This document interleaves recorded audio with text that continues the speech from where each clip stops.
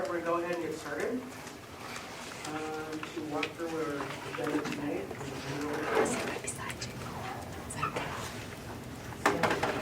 Is there anyone? No, there is not. So we're just going to, really the majority of this meeting will be working on the draft document that was emailed out to everybody last night. And we'll give you time to read through it in a few minutes, just to make sure that everyone's had time to go through the document before we walk through. With the objective of getting feedback, so we can have a document completed and sent to the superintendent by the end of next week. And so I think we're going to start off with Jason walking us through sort of the process part of how we get to a final document. And then I'll take over, we're going to have a pause for reading the document, and then I will walk us through the document and ask for feedback. All right, so Judy, first slide. All right, so just wanted to outline what the process for tonight's meeting is.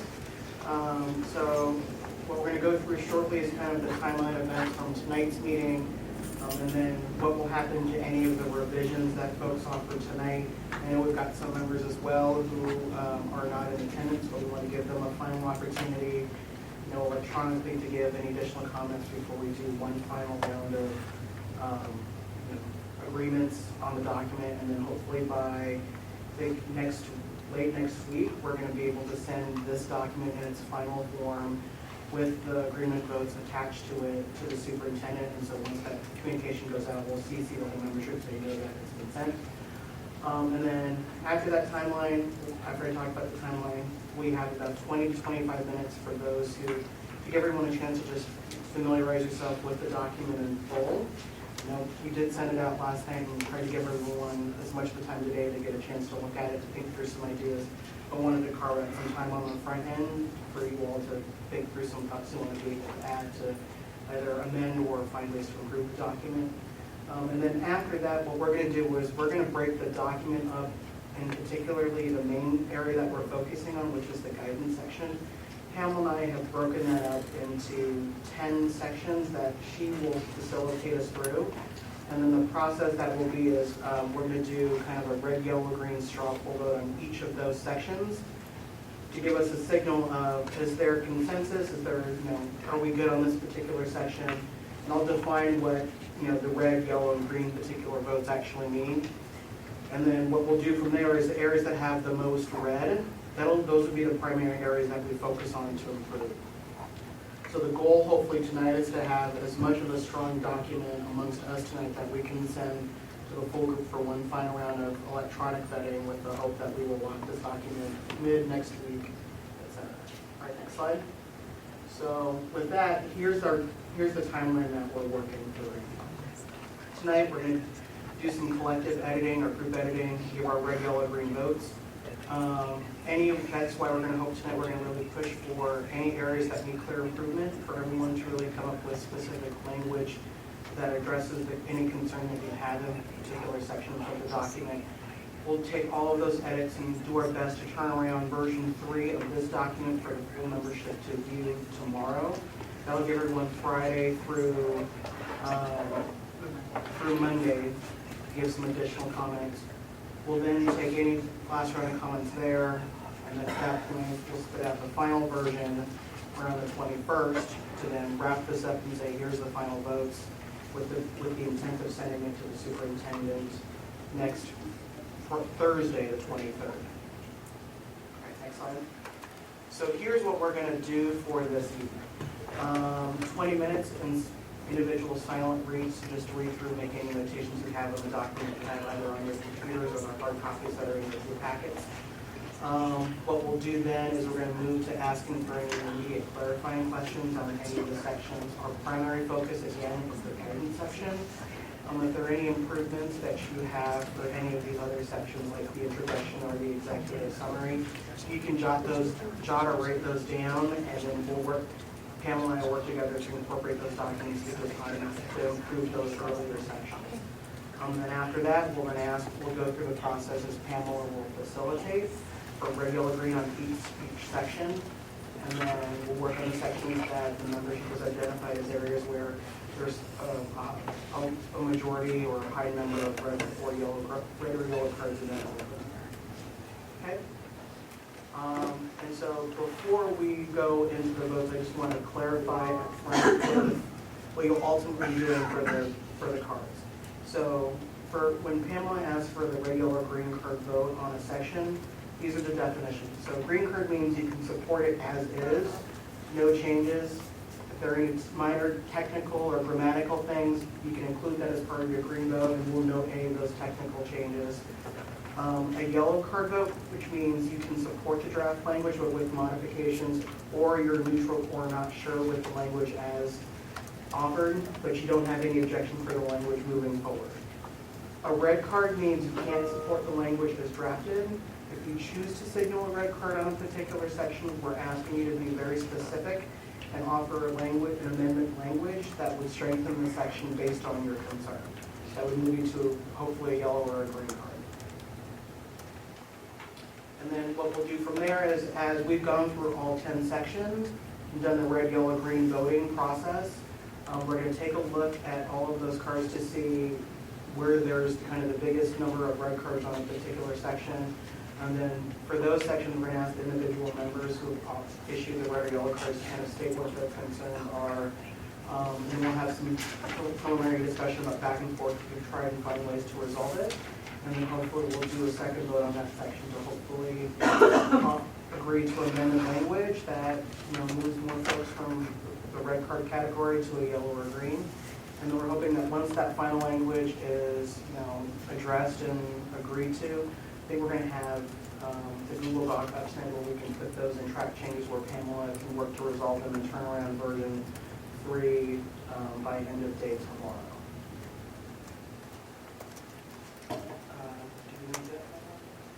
So, I mean, I think that this is an area where,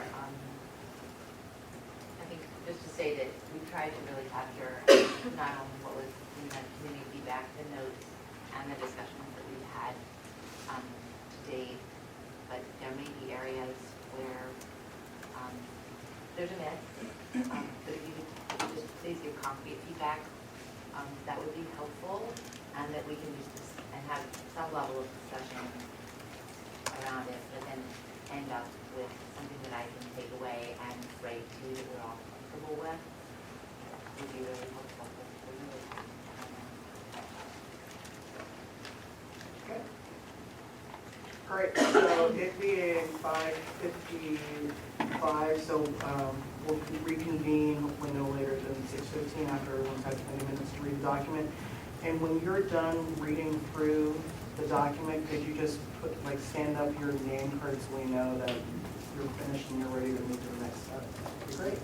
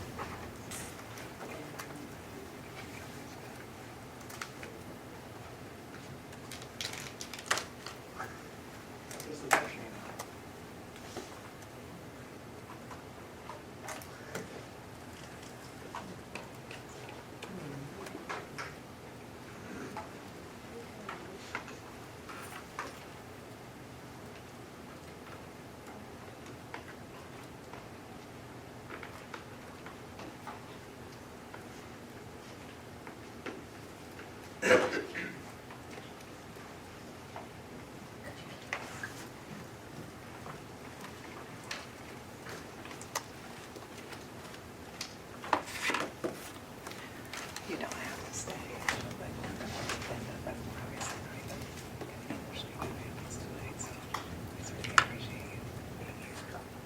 Do you need me to sign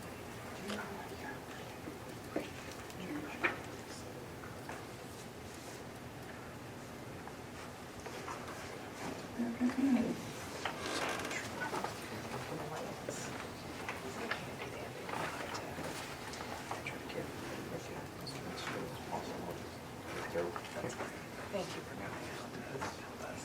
No problem.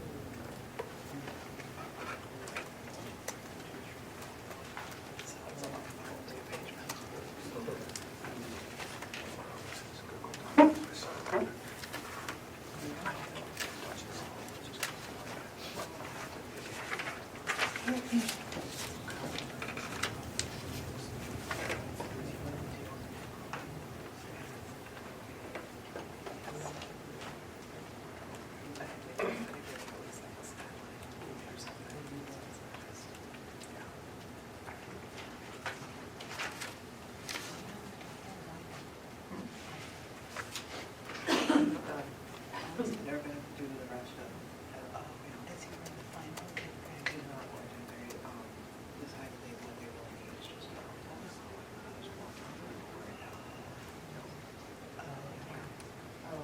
we completed his contract, pay him, and it's all good, and so we can have him.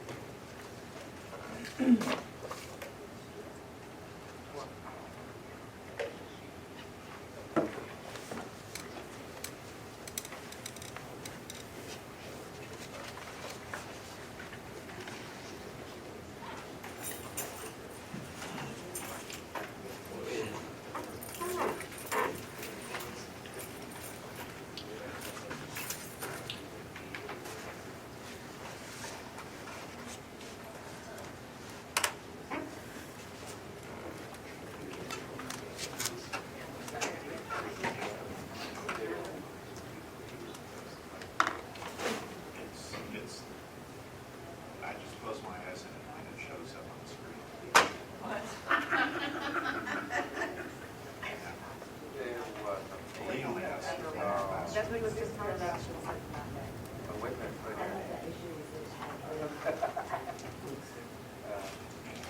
Sorry. Is there anything?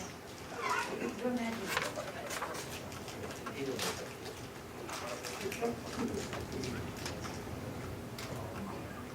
We don't want kids to play outside. Play? Everyone play outside in the rain. Play the fire. Is this being recorded yet? Yes, it is. Okay.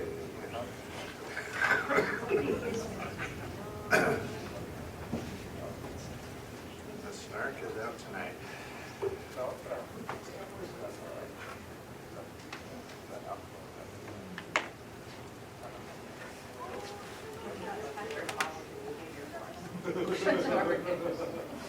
Yeah, yeah. What happened to the window? What are you talking? Okay, our Productivity. values are On the wall. on the wall. Everybody please know. I didn't see anything about the behavior. The sarcasm's It's up true. there, isn't it? Open and honest communication is The only problem is if people don't understand is physical.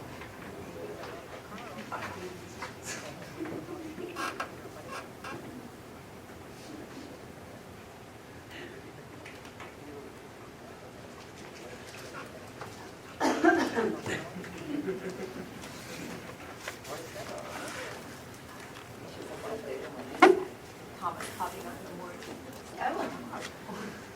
Yeah, I had a few.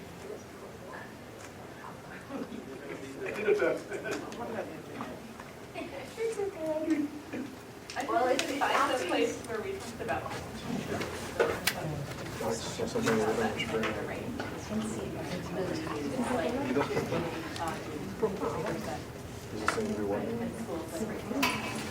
Well, I mean, I think that's the thing about the documents. Still, it's not really, I mean, that's why we decided to convert it to memo. At a pretty high level still, right? So there is the. Someone has signed into it, but the pseudonym for not. Yeah, You know you what tell them who that is. Trying to tell me clearly. Yeah. I think that's Or I put what. it as a disclaimer to try to say, Is there a non? Yeah, no, we're working on Okay. systemic. I learn something new about our membership every day.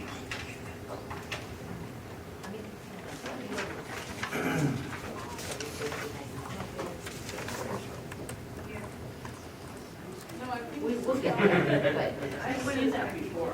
Yeah, I don't think something that gets assigned on is. Who's an anonymous panda?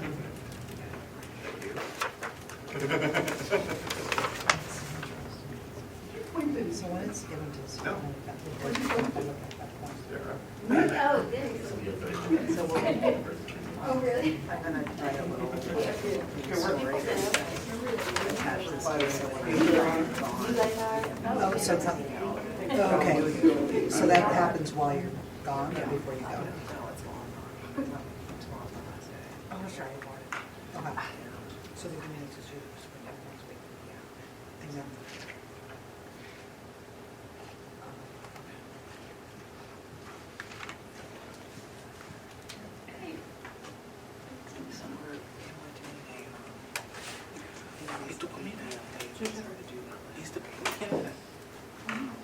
On the, right.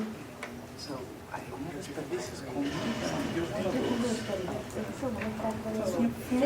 So I just took the y por the component metidos.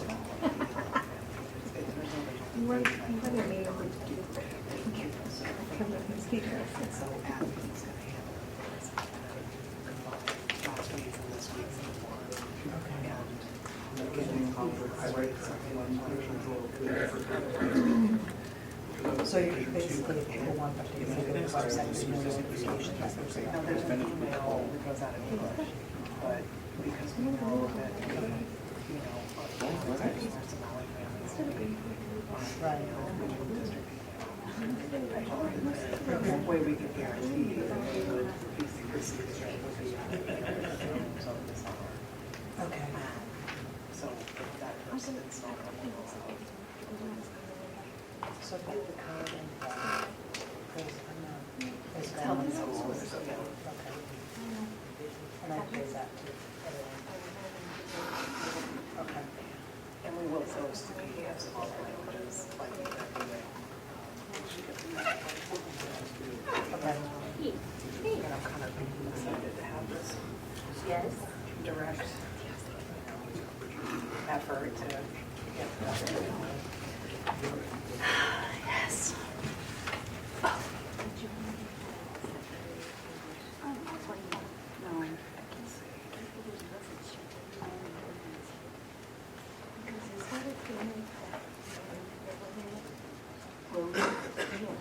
She can't teach.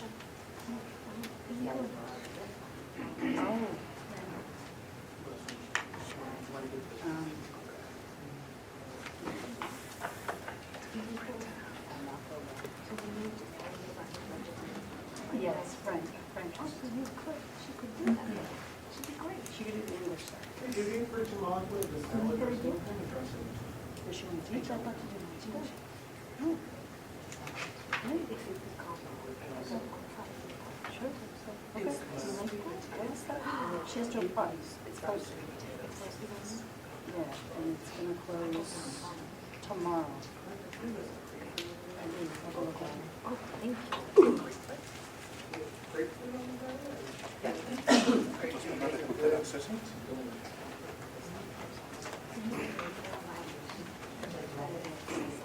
Oh, Michael's calling me. Oh, perfect. No, don't answer. I'm not tell him I can't talk because I left him. He's over there. He'll come over. Okay, wait. Yeah, I just can't talk to them. We've been doing this all day. He keeps calling you when I can't talk. And vice versa. That's where every meeting I've had, like, Judy, like, she has, I was before my meeting, or Judy. No, seriously. Judy, that's what Margaret Van Lee said. She, I get questions on her, Jason, do you eat fruit today? Did you eat fruit? She does that to her kids too. She puts on the countertop. Did you eat your fruit Oh, today? There's there he apples on the is. counter. This is why I didn't answer your phone. I do that too. That's what mom's like. I know, I'm like, Yeah. Did you eat your, no sugar before that?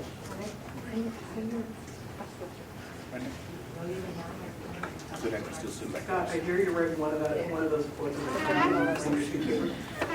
No sugar before fruit. Did you eat an apple today?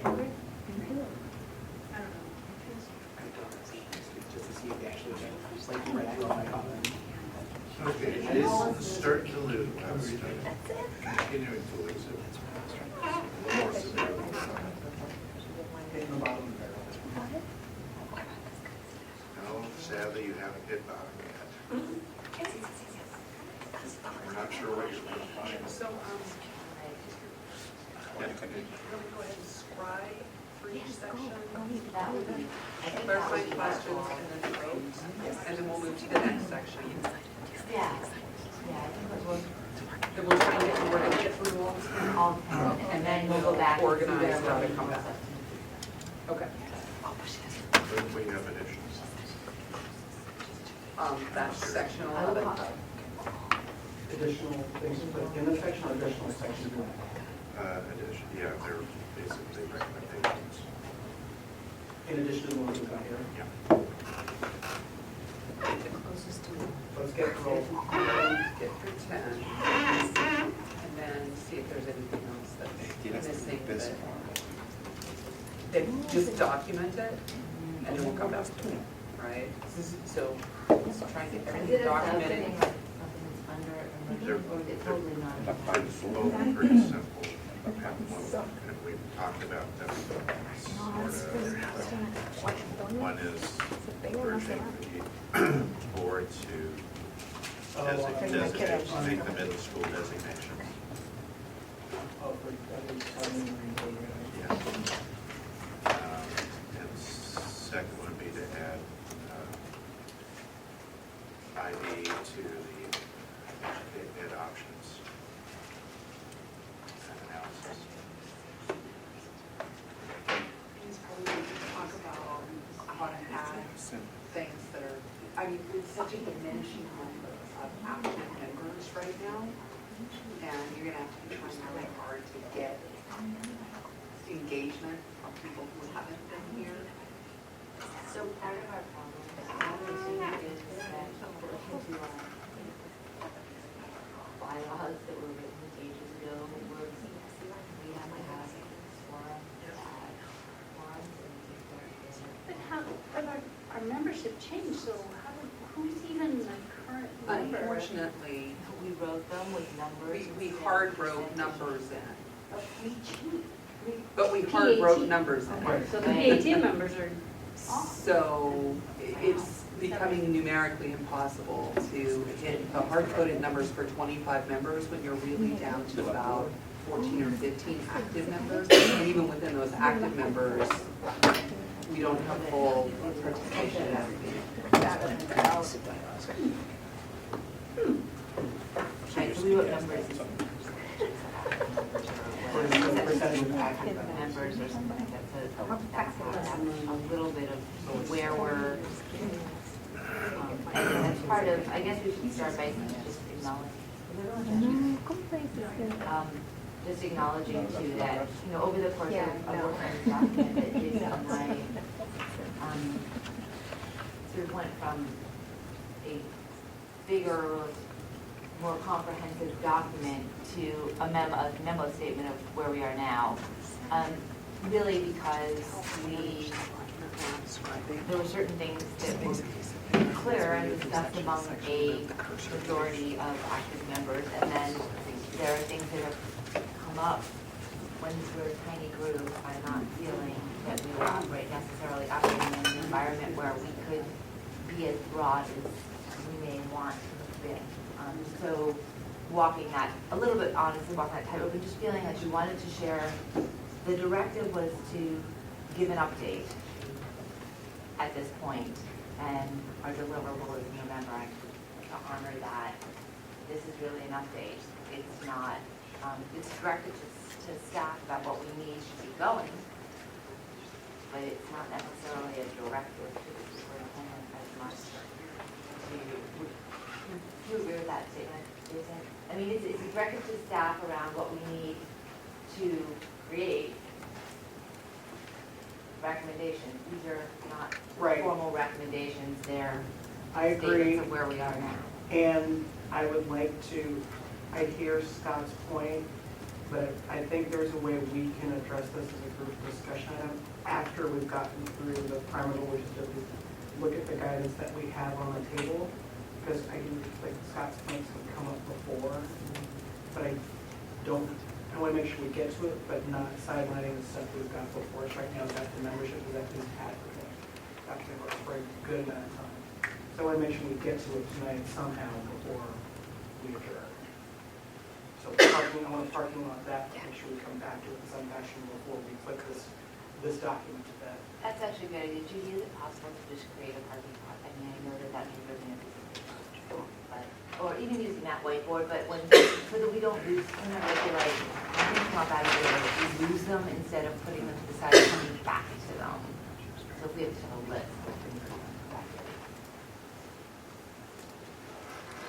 I'm going to just restate those topics that you want me to. So board action on endorsing Roseway Heights and Harriet Tubman as the next two middle schools to open in fall 2017. Scott, is that correct?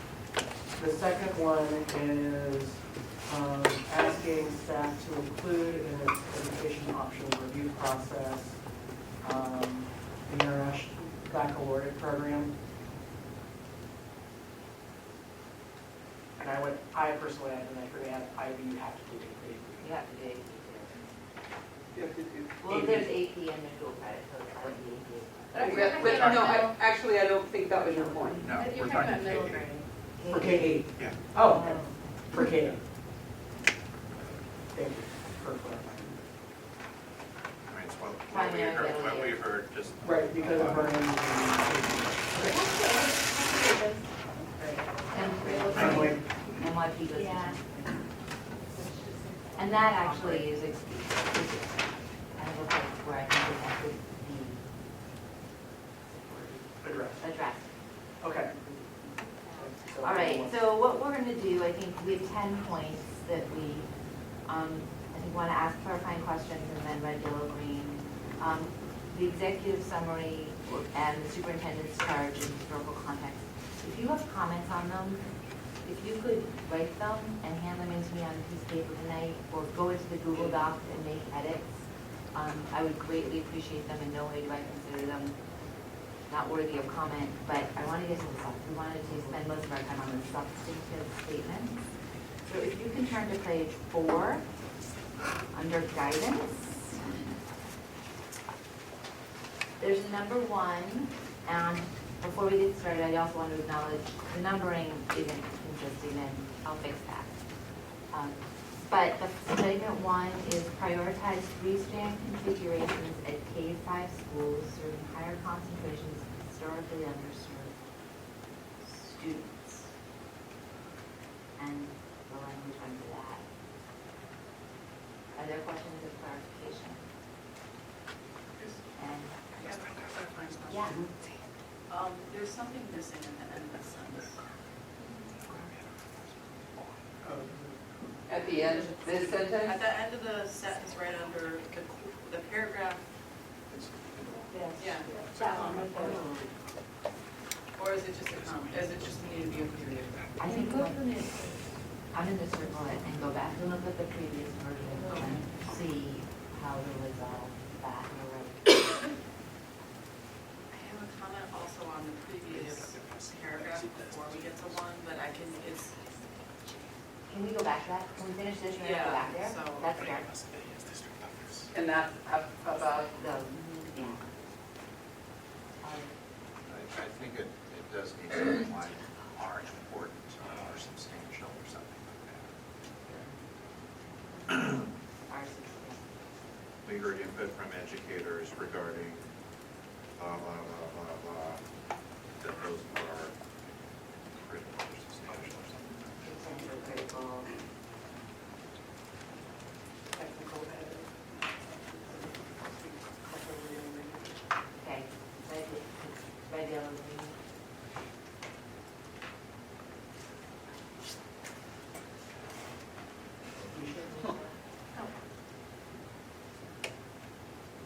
Okay.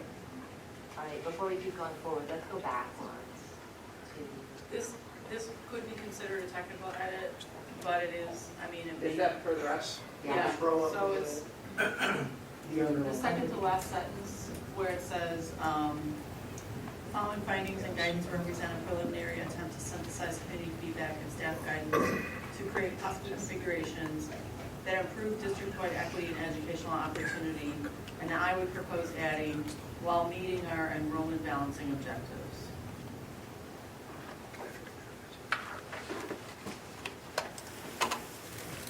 Yeah, go ahead, Melissa, if you want to just, and do it as a suggestion, and that way later Pamela can accept it, the little suggestions. I can, that. The next sentence should start with they, not it.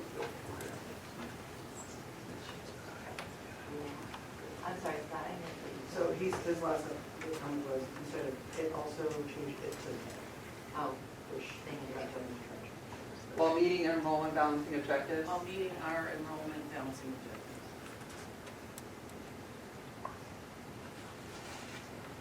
There you go. Done. Yeah, so I didn't know if that was technical or Second second, one. but Okay, All right, section two. section 2, develop standalone or balanced co-located sites for dual language immersion program, which is really, yes, to resolve issues that exist in balanced neighborhood immersion schools.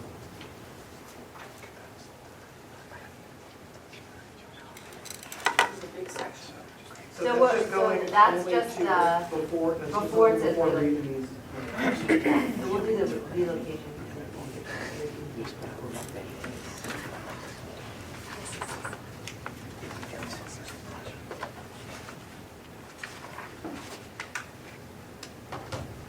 Clarifying question. Ready to vote? So I've got the whole lead question. Yeah, we're gonna do next, we broke it out, we'll do Vietnamese immersion next. Oh, so. So right now you're just commenting The on preamble, oh, okay. the introductory language. Yes, so we'll stop for relocation. Introductory language, anybody have any concerns they want to put up? Okay. Cards, regular Right, grade. I guess the only friendly language I'd add is that we heard from the community as well as from staff. Lots of Oh, concerns. that was amazing. Where is that? So there's, according to staff, there's a quote there. and Yeah, I'll find a place for that, and that's a good comment, it's a great comment. Okay, It's tactical, I would read it for okay. So now, under number 4, So now we're doing Vietnamese immersion. Vietnamese immersion. And are we doing the The whole, whole thing down through including the three options? the that 3 are options, stated? correct, through the bullet point. So first clarifying question. So given that Lee is 27 classrooms versus Vestal's 26, is it really a serious option? Considering what we've said in our preamble. Well, I mean, some of it depends, right, on how much is freed up from the 6-8 go. And we talked about it on the 4th, it might need portables. And so Vestal wasn't an option at all because there's no space. Portables is not an option, period, and Lee has quite a bit of ground space. But we're out, nobody's gonna have room if we use that item, right? Harrison, we could list a whole bunch of schools, none of them would Well, have. Harrison Park did it. But Harrison Park does not have room until there's a middle school, and I don't think it's even a viable option if Roseway Heights is, if it can't be, if Harrison Park can't be until 2018, well, I don't think we should put it in there because they need to move, they can't move twice. So I'm actually going to just suggest that this is probably a probing question and a place where clearly you want more discussion. But if we could just check for other areas in the document that need that, then we'll know to come back This is to an it. area that we'll come back to. Come back to it. We need to come But- back to So clarifying being, can we give you a one-sentence answer now to understand the language? I think you understand the language. I think you wonder if the intent is feasible, which might put you on yellow or red for this Right, section. yeah. And then that's what we want to capture and get through the other stuff. That's- Yeah. Okay, Yeah, we can't settle the question here, but correct.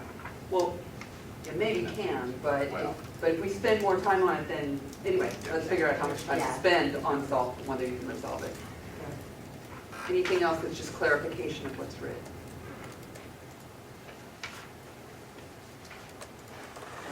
So parts Hard, and, It's just on the language. Just on the language I didn't see. for the Vietnamese immersion section, including those options, I'm assuming there's going to be some yellows or reds. Well, I don't know what I'm voting, the language is, I'm just not sure if it should be included. If we're coming back to talk about it. so then I think we should say it's yellow. Yeah, if- Right. Yellow I mean, and if you have So- substantive concerns, Then yellow. then you should, Right. if you think it needs further discussion, you should. And we may have a discussion and re-vote, and you'll go green, or you may go red. Okay, a reminder, you can just live with it as it is. You can support it with minor modifications, or you're neutral, not sure, but you wouldn't stand in the way of it. And red is, wait, I need a lot of work on this before I can get there. And you might be in between the two. I'm not gonna vote red. And red doesn't mean you're never gonna get there. It means we need to spend more time on There you it go. to help you get there. So I think we clearly heard we need to spend more time on it. Okay. And generally, did we have 2 or 3? Because this is gonna be relative to other things, so are we at 3 reds? I'll support this area. Everybody. Red and Yeah, red beige. is- Yeah, I mean, I think this area clearly needs to be something that we come back to. Right. Okay, Okay, so the next, is it's on page 6, a conversion for regular and stop, and it's just the 2 bullet points. Doesn't include each section. So the section I'm focusing on is just the regular and stop section.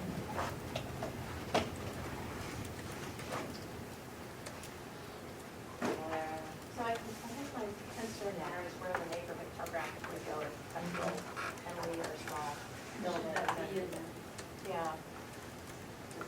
Kind of a similar concern for the Vietnamese Commission program about none of the schools in this area are really having much in the way of space. so, Yeah. is that language that you want to see reflected in the document? Because this isn't a recommendation. You're not Yeah. saying do this, you're saying you want to know more about what it would take to do it and meet all your KPIs. But in doing that, do you just want to signal that you have a concern? Or, So, Nisha, I'm not sure what your concern is. So if both Brickler and Scott were converted to standalone immersion programs, there would need the neighborhood, the students who couldn't be in immersion, neighborhood students would have to be someplace else, but we just said that the schools surrounding those schools, Vestal, Lee, and the other schools may not have enough space for Vietnamese immersion, so I'm concerned about the same issue for the neighborhood programs that we're doing. So they each have a strand, so we're talking about 2 strands of neighborhood.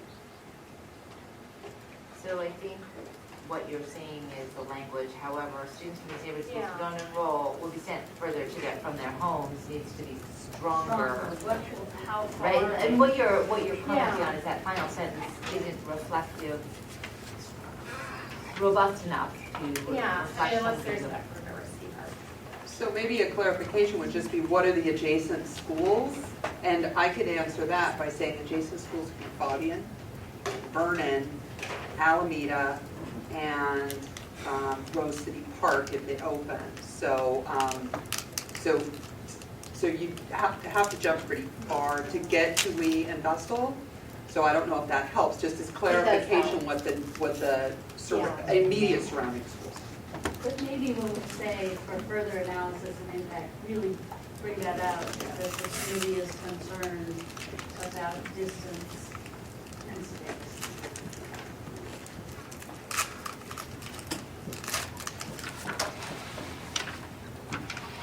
Because we know they're not gonna go to Alameda, that, Yeah, unless we do a lot of testing boundaries, which we said, we do a lot.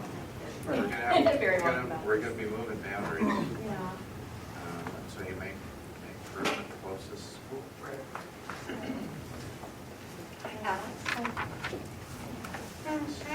Other clarification? I'm ready to show where you are on this one. At this point. Let's see, 1, 2, Allison, you don't have to jump in there. Let's see, 1, 2, 3, 3 yellows, 4 greens.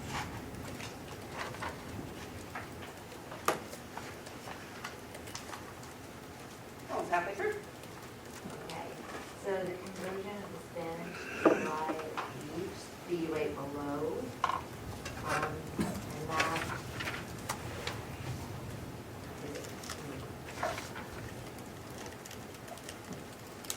that whole section until the line in bold.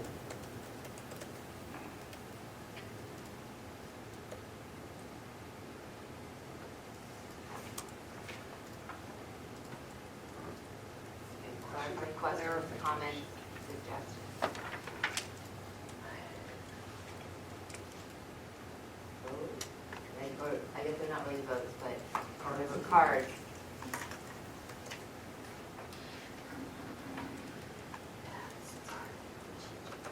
I know. That's why we stated up front. Yeah, We know I get exactly. it. And we put it there, so that's, The language is, hey, we got a problem, we brainstormed a couple of solutions, we want more information. I mean, that's, isn't that? Yeah. So is that can I a ask fair a summary? clarifying question about that? Do we want to say we have several solutions, or this is our preferred solution? Not preferred, but the solution we want to analyze. So I guess that's the question, That's the question. are there other solutions? And I wasn't, And was that not at the workshop, so I apologize for being and I not wasn't in this group. fully informed.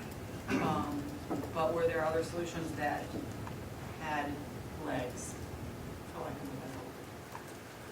Those were the only two that came out of that. We also looked at creating an all-immersion school that would combine the Chinese program from King and the Spanish program from Beach, but that didn't really get legs either. There's a lot of factors that seem difficult with that. So if this moved through, staff would expect that these were the two things you were most interested in seeing us model for you. And it doesn't at this point say you have preference for one or the other. We're clearly seeing a level of concern in both of them. And if staff has any bright ideas besides those two, we will. we're looking for design. Staff and bright ideas go together. I all say the that time. without any snark at all. That could be, Card? Cards. Just to move the language forward. Okay. so, Well, We done? no, Okay. we're not. We have a couple more. we have 5 more. Several more. So the next is a request is an outlining of the request for follow-up analysis. What we will need before we reconvene in order to to get these from where they are now to some form of formal recommendation. This is what I took out of our notes. It may be incomplete list, with additions, changes, clarification. Did you see it all? Yeah. Yeah, through F. It's throughout, it's all up on the There you go. page.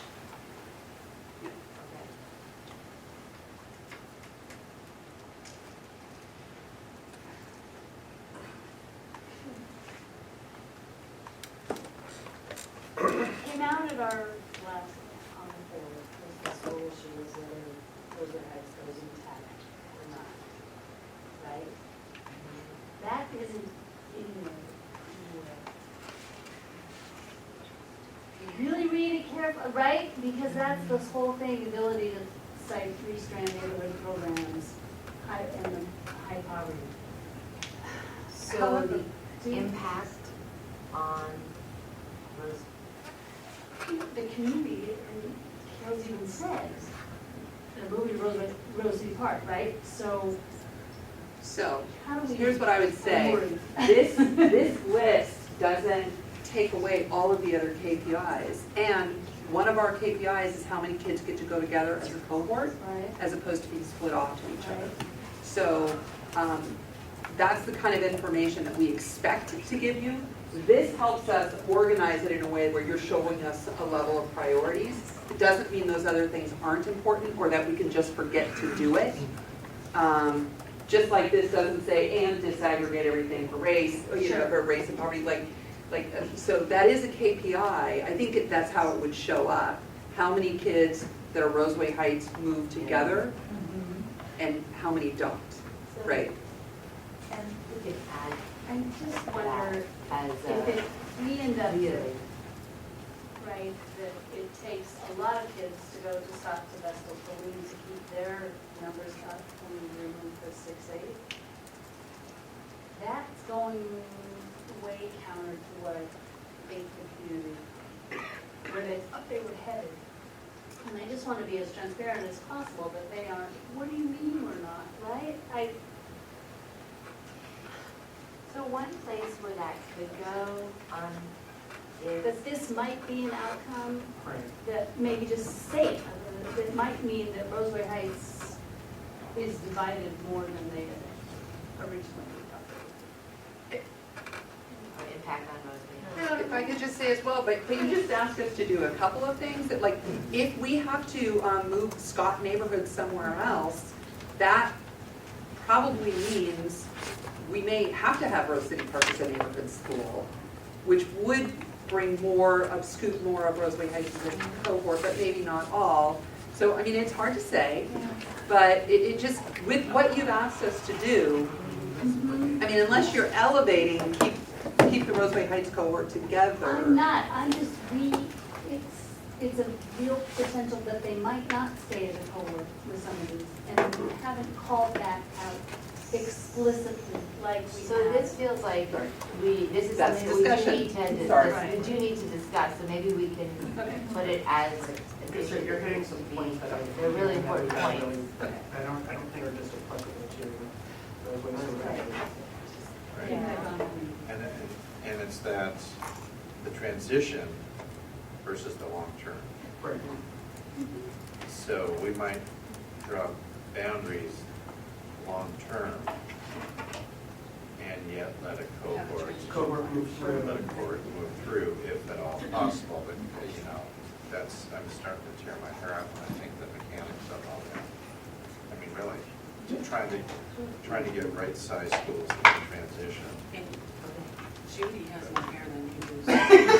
So let's tear away. We By don't- this time next year, we may be twins. That I'll stop may- shaving. That may be a flaw.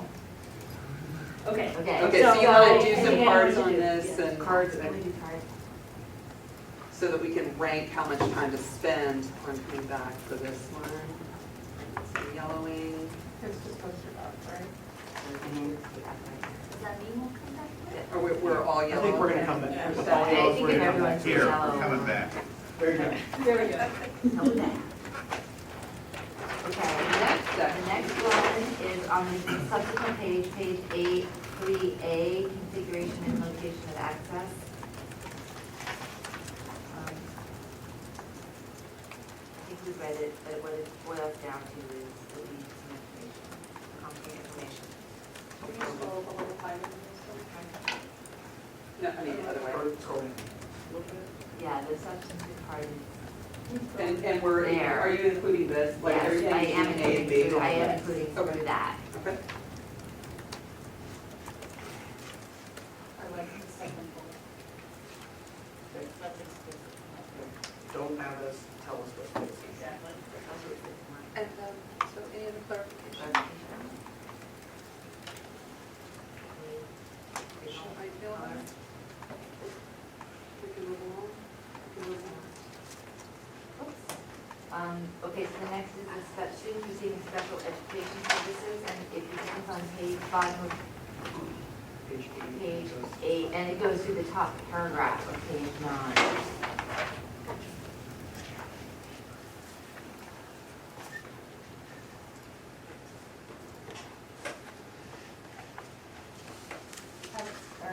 Yeah.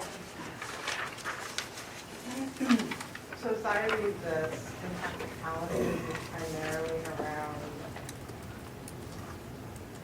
placement of special education classwork rather than special education services.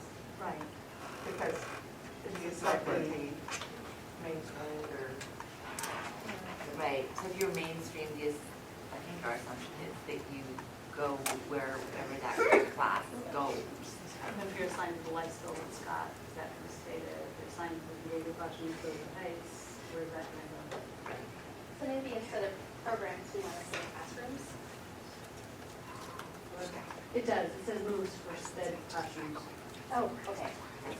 I was thinking under the. Yeah, it says locating programs, too. Yeah, so maybe we just want to call this the classrooms instead. Yeah. Say that. So sorry. I Can you tell me exactly where that word needs to be?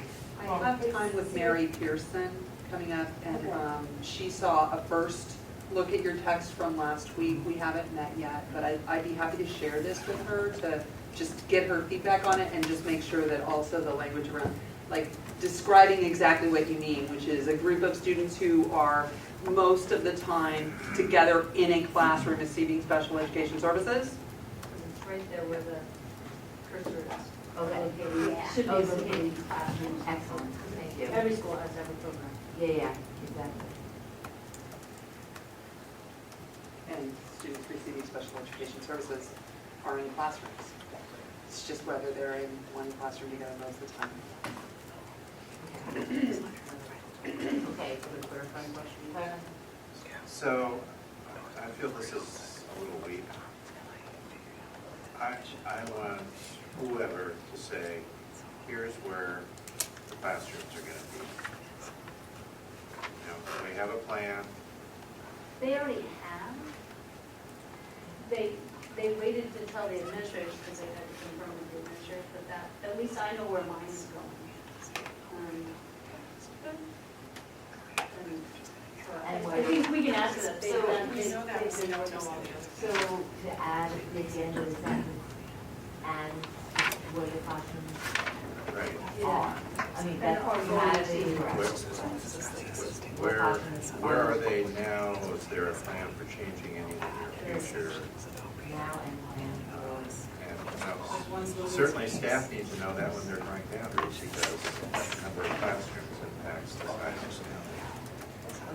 Other things. Because we're going down this path. And I know that we're dealing with the immediate, but also thinking about the future. And then is there an ideal ratio of classrooms for the type of boundaries, populations that we want in particular boundaries so that students don't have to go too far? You should, within this, so many group of students, you should have. So what I captured is a plan where the classrooms are now and any plan for the future. And then what I don't know how to correctly capture is what you just said, Alex, the ratio of students to, what's the denominator? I missed that. I guess it's like an aspirational of like, as we think about the district in the future, and thinking about equity,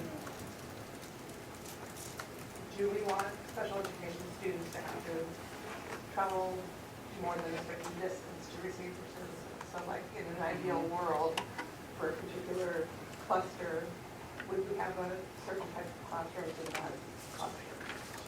Yeah, so if you go back to the guidance, one-page guidance that we got from special education for D-BRAC back in December, it had some language in there around if we move to a middle school-based model, here's the opportunity that could come with that.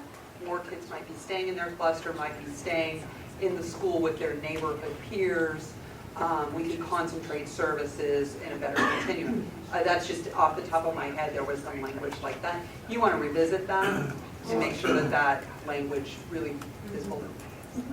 And, like this, I think we had clear, some of it I think is a timeline, I can't remember everything, I got December for sure.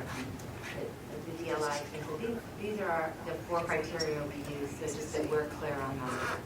I'm sure the special ed team has X criteria they use, just that we can write that. We understand that criteria, but. So Scott, did I capture what you said correctly? The NAS and plans of change. Yeah. All right. I mean, I kind of feel the same way about SPED as with future DLI. Let's block it now. So we'll have to change in 2 years. I'm not sure, yeah, I think that'd be awesome, but I'm not sure that if they don't have that plan, then I'm talking about. I think that, speaking for the department, but nuances around efforts to do like inclusionary placements. Really the inability to know with accuracy what student needs will be in the future and where those kids will live that have those needs are some of the factors that are somewhat different, because generally kids don't choose into self-contained special education classrooms the way they choose, and many students choose into immersion school, so, or immersion programs. So I think, again, this is the kind of thing that if we had some guidance back from the department and maybe a chance for some dialogue with them to just help you all have more confidence when you see special education represented or not, you know what to do about it in the scenario. Like, just build your knowledge and confidence in what is planned. Let you ask questions about what is not.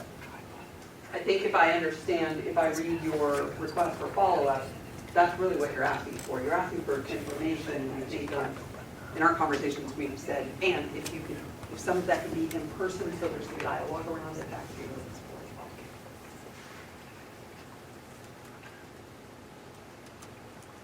Okay, related to regular In other words, this is language capture what you. As amended with the comments from Scott and Alice.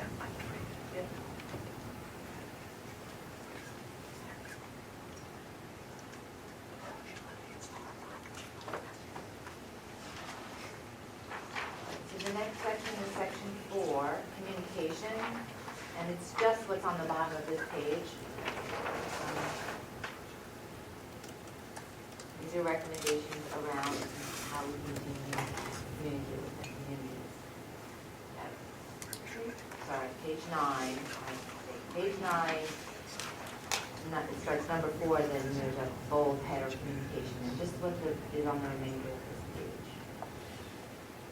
Is there a key? No, it's probably not. Okay, it's just one of our conventions for organizing. Sorry. It's supposed to not have It's just not supposed to have an A, right? Well, I think maybe at one point it did. Things moved around a lot in the last So, 2 days. yeah, to be honest, we wrote and then we, in revising, moved everything. These are a catastrophe. Forget the E. Did I say? Blame Google, not the format. Clarifying question. Yeah. So if committee members are present at events happening within school communities, so this process is not just dropped on them, that those two things do not logically follow unless D-BRAC members who are present at school communities do something. So there's a big blank with respect to what we would be doing, tabling, what we would be doing. I think my idea on that is that if we're not meeting until November, given what happened and the shortened timeline of holidays and everything, it feels frankly for community members as well as community very much practice that it's just like, oh my God, it's right here. We haven't even had time to think about it. So there's a lot of stuff that goes on in schools from September to November. I think having information about what's coming up in the process, about reminding people they'll have an opportunity to give additional comments. It doesn't necessarily need to be committee members, it could be, but I think just keeping the community informed that this, at least by the cluster that we're focusing on, or the D-BRAC that we're focusing on, that this is coming up and we want the community, we want the community to be ready to engage when D-BRAC is in the fall and the date is there, so that when there are formal times to allow the community is. Yeah, maybe there could be like stacked postcards with like some basic information in the website, or something like that, that are available at all school events. I mean, I don't know. I just thought that just saying we're going to be there doesn't necessarily mean that community won't know what's going on unless there's some form of communication around it.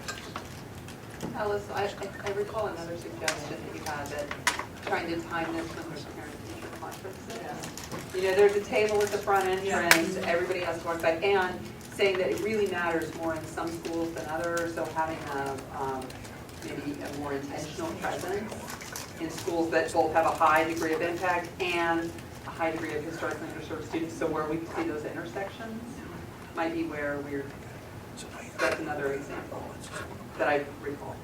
And I think a lot of, I know, it's been a while since my kids are in the lower grade levels, but I know it's all the way up, but I know a lot of times for underserved communities, principal, parent, puppies, you know,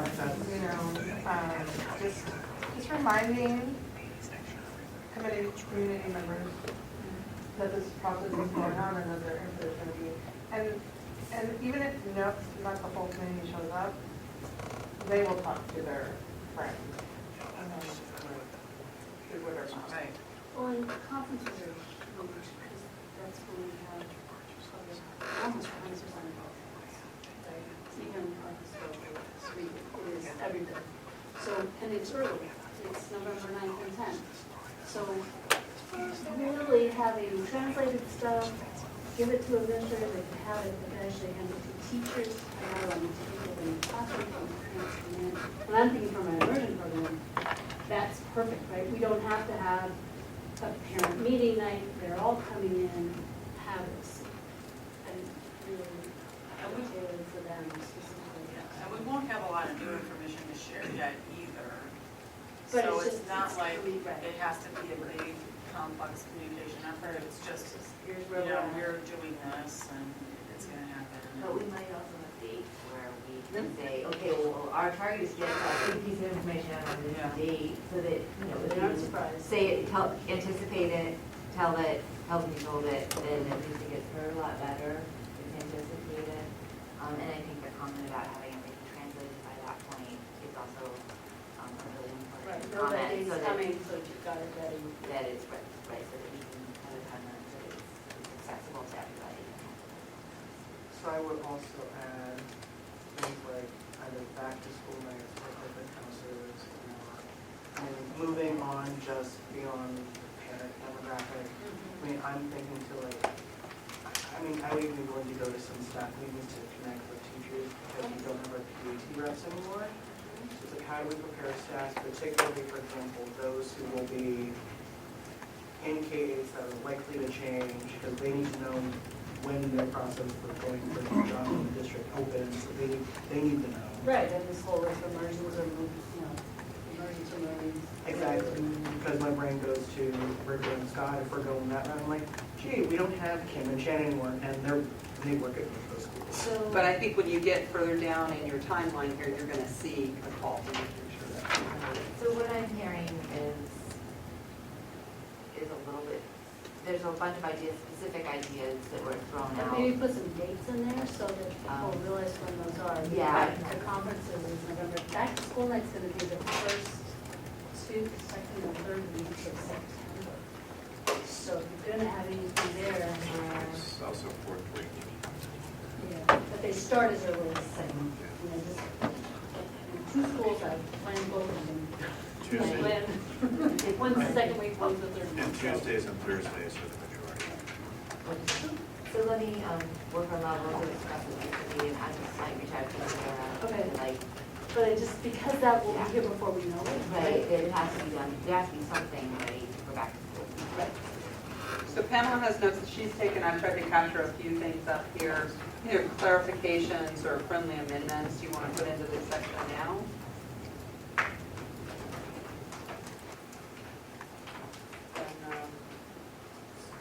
So, plan to be present at events.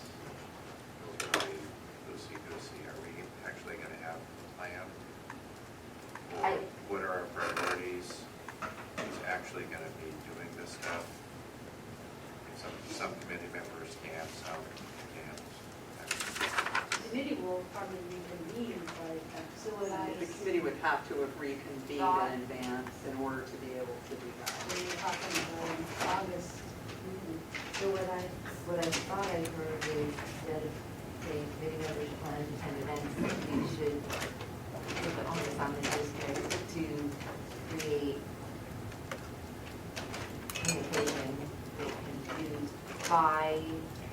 people who are in the building to at least at a high level, communicate with families and potentially have them respond.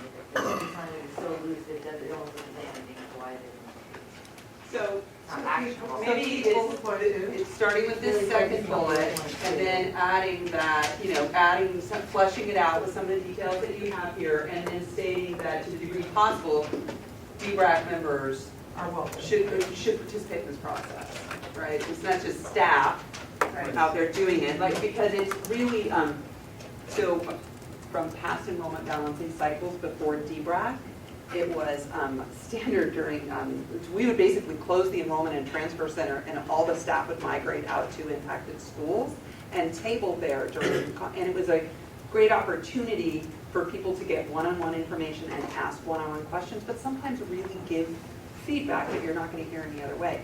Every opportunity like that, we want D-BRAC members to be as close to the process as possible, so staff isn't just collecting it on your behalf and then funneling it to you. So that's why I think both saying what kind of thing you expect, and then you want to play a role in that, or you're willing to play a role. It isn't just that it's the onus is on the district, but it's really so that you guys can develop these relationships and be a part when you can. The onus on the district tells when the opportunities are, right? There is no way that I, as a community member, have any idea when these things are happening at schools that my students don't attend, and I don't have time to figure it all out. So, but I think if I was given a list of, There's 4 principal coffees coming up. which Can any students D-BRAC don't- members? Right, that I could respond to. Yeah. So I think it has to really be, that we ask the district to create a list of opportunities that we can then participate in. Because otherwise, it's not gonna And fortunately, like the entire comms team almost is here listening. Hello? happen. And you're so excited, we're giving you lots of work. So look at that. Look at that. There you go. We're going to show you over here. Okay.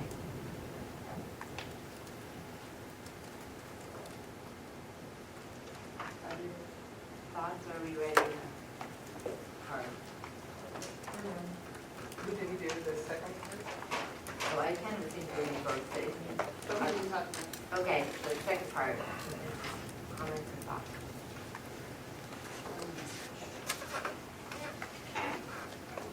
Second part, read the message.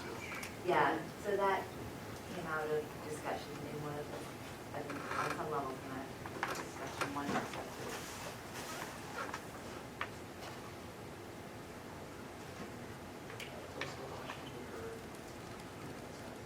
There were lots of things, feedback we heard from the community. I just have a question, clarifying question on the last bullet point. It says,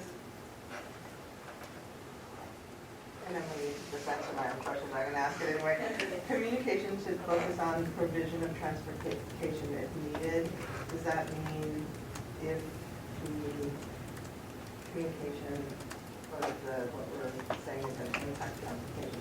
Okay. Yeah, I wouldn't put extended, because I don't know what that means.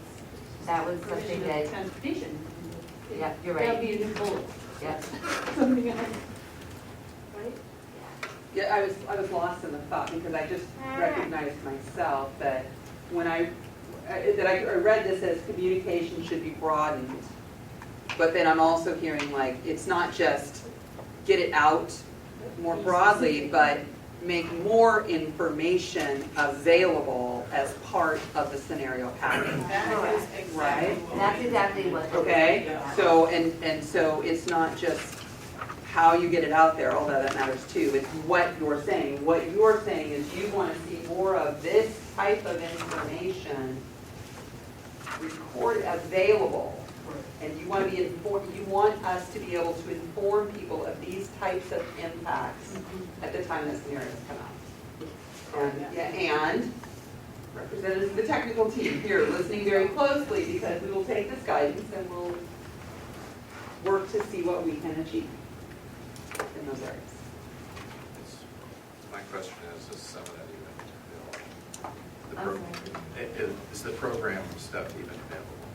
I mean, we had nothing available for middle school, middle schools are in program. Is Well, I assume you just take a survey, right? If the middle school is offering band or choir, what are the keywords offering? If that's how I would approach it, then we would, because that's a question. right? Yeah. But that kind of coordination isn't happening now. They're open to them and ask us, they have to go and ask. But with our So- master schedules, it was. Clarifying question, one sentence answer. We don't know, but if you, Now I know why you asked. but I think that there's no, at this point, you're letting your sponsor know what you think is missing and important. And it's up to your sponsor and staff to then try and prioritize that and report back to you on the kind of progress that we're making to achieve it. And if it's complete or incomplete, maybe we'll get a gold star. Maybe we'll get a frowning face. I hope we don't get that steamy pile of poo icon. That would not be. So I think it's within our purview to ask, and it will be, we'll find out. Well, and staff from the building side, and that's something that we've been talking about that we need to do anyway, right? As we're rebuilding music programs, as art is coming back and we're amping it up, we need to have that discussion, irregardless of whether we're doing boundary stuff, just within a cluster, what are schools, who's doing what, so we can not, so the. Like, I don't know, maybe this is too much discussion for where we are in the process, but, like, for example, when I was at one of the parent meetings, there was a lot of talk about, Tubman and what kind of school it's gonna be, and some people were really concerned, and some people were like, it's gonna be a great school. And, so that was when I thought, well, we need to create the vision of what Tubman's gonna be. So you could do a little flyer, like band at Tubman, or I don't know what the heck it's gonna be, but it could be, whatever programs are gonna be there, you could talk about music at Tubman, and then how the other schools feed into that. And I don't know. Right, so I think that this is exactly, we keep hearing from the community, this is an issue, so we either need to be transparent that there will not be an articulation of X program, or there is an articulation of this program, and we keep getting questions, and so it would just be helpful to be transparent about if there is or there isn't. And it's an ask, and over the summer, I think that hopefully staff will be able to share that with us, or be transparent, it doesn't exist right now, and so why is I don't, this is difficult, but I don't know. But I guess my question is like, so there's these teams, right, that are working on this stuff now? I know you were gonna try to, she's trying to not have me, have everybody notice this, and then me being discreet, have everybody. Yeah, like. What happened to seconds? What happened to what? Seconds. Back to the topic. Thanks, Janet. Sure. Good night. So anyway, there is like a transition team working now, right? Principals have been hired. So keep in mind that that you all didn't really talk about opening middle schools as part of your process. When it came to opening a middle school, we all acknowledged that there were things about moving to Ockley Green as a middle school that wouldn't be as complete if we moved there quickly. But we did say there will be a Spanish immersion program that's coming from Beach. We did say there will be a self-contained special education classroom. It's coming from Woodlawn. So at a cursory level, there was that. Right now, you can see the program opportunities that are going to be at Ockley Green next year. Those have been established. And they were established really soon after as soon as the enrollment was established. So I believe that I have some confidence that some things will be available. I have also full confidence that it may not meet everyone's level of interest. But again, if what you're doing right here is saying, hey, it's not just about the numbers. This is what really motivates people to talk about schools in, to talk about schools in meaningful ways. This is what's doing it, so get more of that in what you're delivering in these scenarios. Right. Am I channeling Yeah. anyone? So, what I think this helps frame is a couple of things. One is, we know from the superintendent's, her proposal and her budget, it includes as part of her implementation plan that there's supposed to be a working group that's focused on defining what that middle school vision is and the programs. What every student should get out of middle grade 6 through 8. We also know, based on the past kind of way staff had presented the data modeling to us, like we said, that there were certain enrollment ranges where that enrollment ensured that you had enough to offer the core, whatever that was defined, but that fit into your budgets.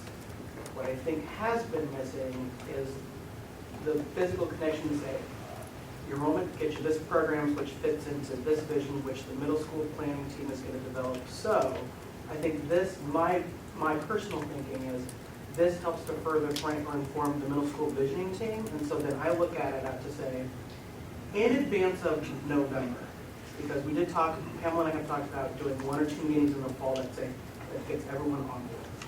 What I would offer as part of our timeline, which is the next thing that we have yet to vote on, is one of the things that we need to see in October is an update from whatever that middle school visioning team is. That big programming vision that answers some of those basic structural questions. And then the proof plan in November is how do the enrollment balancing areas we see support that sustained vision that that team has defined. So I think we've informed that bigger programming piece, which I know Scott has talked about a lot. But it's one of those things in a bigger process that's happening that we need to be updated on, so that when we talk to communities in the fall and some community members say, I'm nervous about changing because we're going to lose art, we can give them 5 different points that say that's not true. Or someone says, we're going to lose PE. No, that's not true because that's a state mandate the district has to comply with.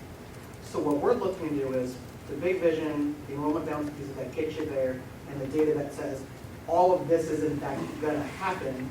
So to the community, we've heard your concern, but we can tell you with confidence, we've addressed it and here are the reasons why. I don't want to make that promise.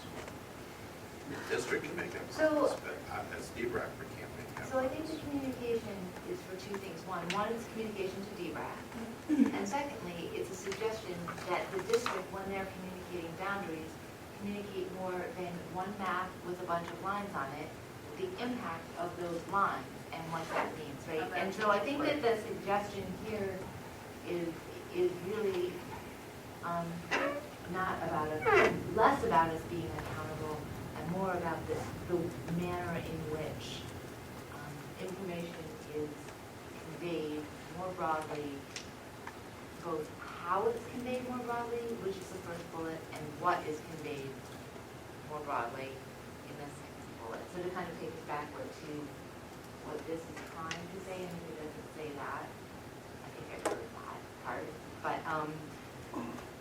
I think that's the intent of these, and maybe it should say communication with D-BRAC and the community, because I think that both we want this information and the community wants it, but it's really outwardly focused, not really outside.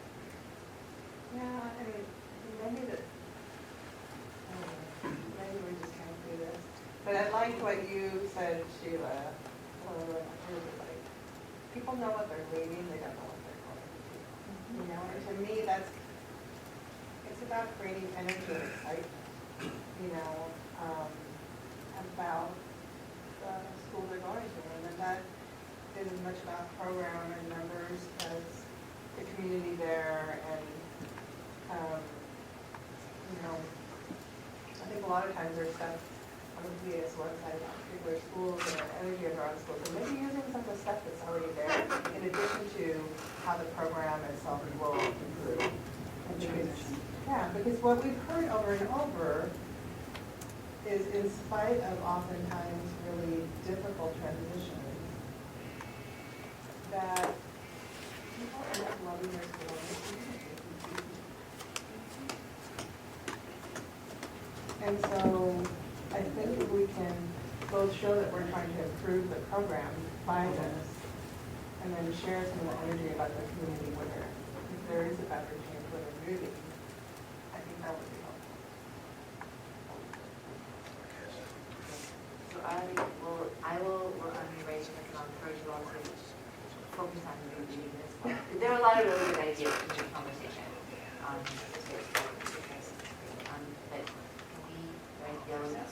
assume everything that's been written down is incorporated, because there was a lot of really great brainstorming. Okay, so this is our review. Okay, last, next page, page 10, is the last place we're gonna ask the regular name. And this is a tentative timeline for next steps, and what we would,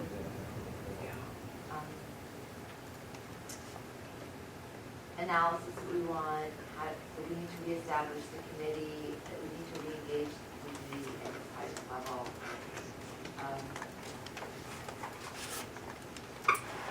Any questions or clarification?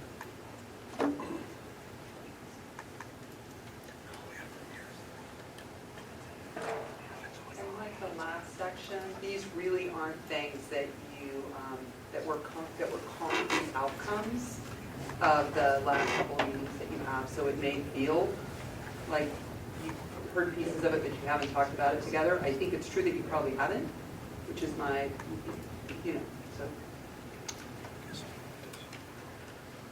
So I think the one comment that came up earlier that I can't remember, I think Sarah brought up, was like, well, this is going to impact, what are the cohort, what level of cohort?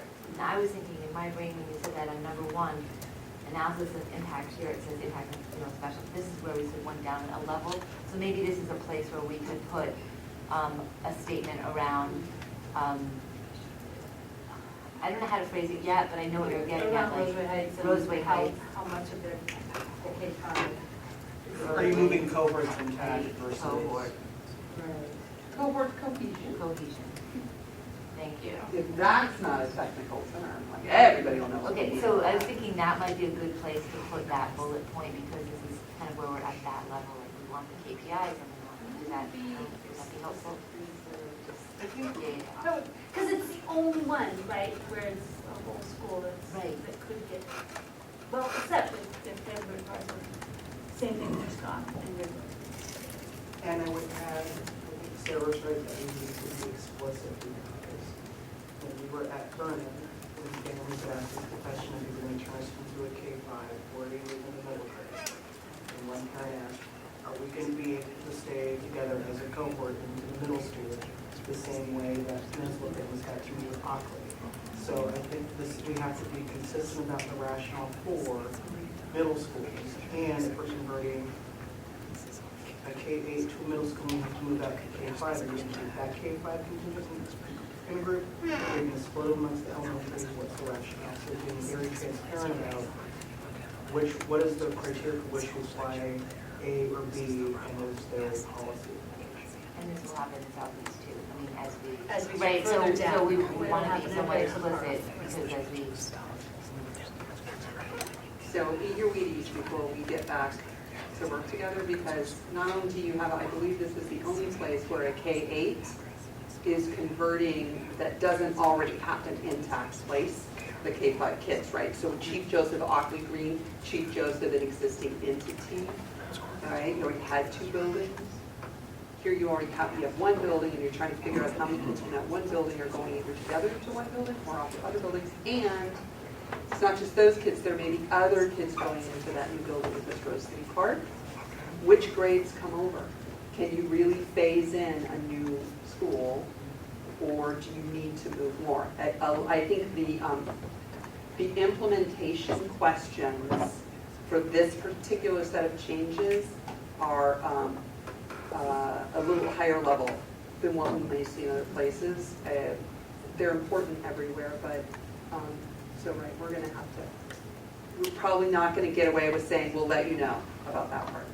Right? That's probably not going to be a good enough answer.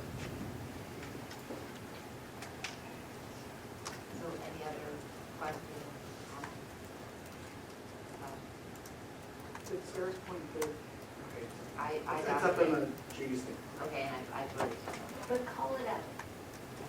Roseway I Heights, don't, cohort. I guess I'm really worried that they're gonna be some, but they're not gonna read the, oh, I didn't think you meant us when you say cohort cohesion. Rosewood Heights. I wrote The down Rosewood Heights cohort. Competed. Sorry, I'm hearing, and when we write the final, we'll make sure we're explicit. I'll send it. I hear you. No, I'll send And you the particularly because they got the message from Carol, I get it. and I will send you the language in an email separately. No, I mean, this is where like individual, if there's individual feedback, I'll send it in an email and you can edit it. And it may, but it's just, I don't want people to be surprised. Had a good meeting. Okay, there's, this goes on, there's 2 and 3. Yeah, this is, there's 2, 3, A, B, Q. Those two things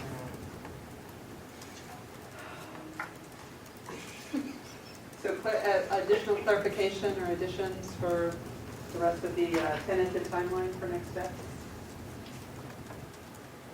And you know who you might consider putting on, and I don't know this part, but the transitioning middle school principals might be really good numbers of this. Oh, you mean, For when you're, I mean, to you're establish. for reconvening? Are you talking about the planning principle? Yeah, the Tubman and the Rosewood Heights, because they're working with the communities anyway. I mean, that's, seems, my recommendation. I didn't bring that up at CAPSA.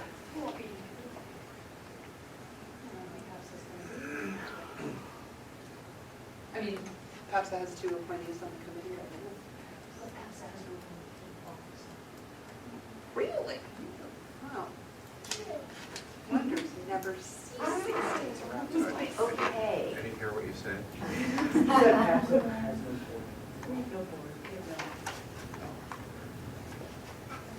Okay, Okay, so can we vote, if we, any other clarification or suggestions anybody wants to put to the part? Other than, I will just say, praise for Pamela for trying to put it all together, and Jason for putting it.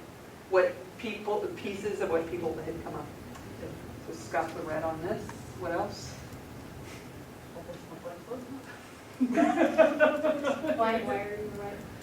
Because I think coming out with maps in December and with a January decision is really bad public process. I think we should do it in October. There's, it doesn't say coming out after December, so that's kind of clarification, because our final recommendation. So that means maps will come out in mid-October. So so that, when are maps coming out? So mid-October. D-BRAC process of developing recommendation, and then makes a recommendation.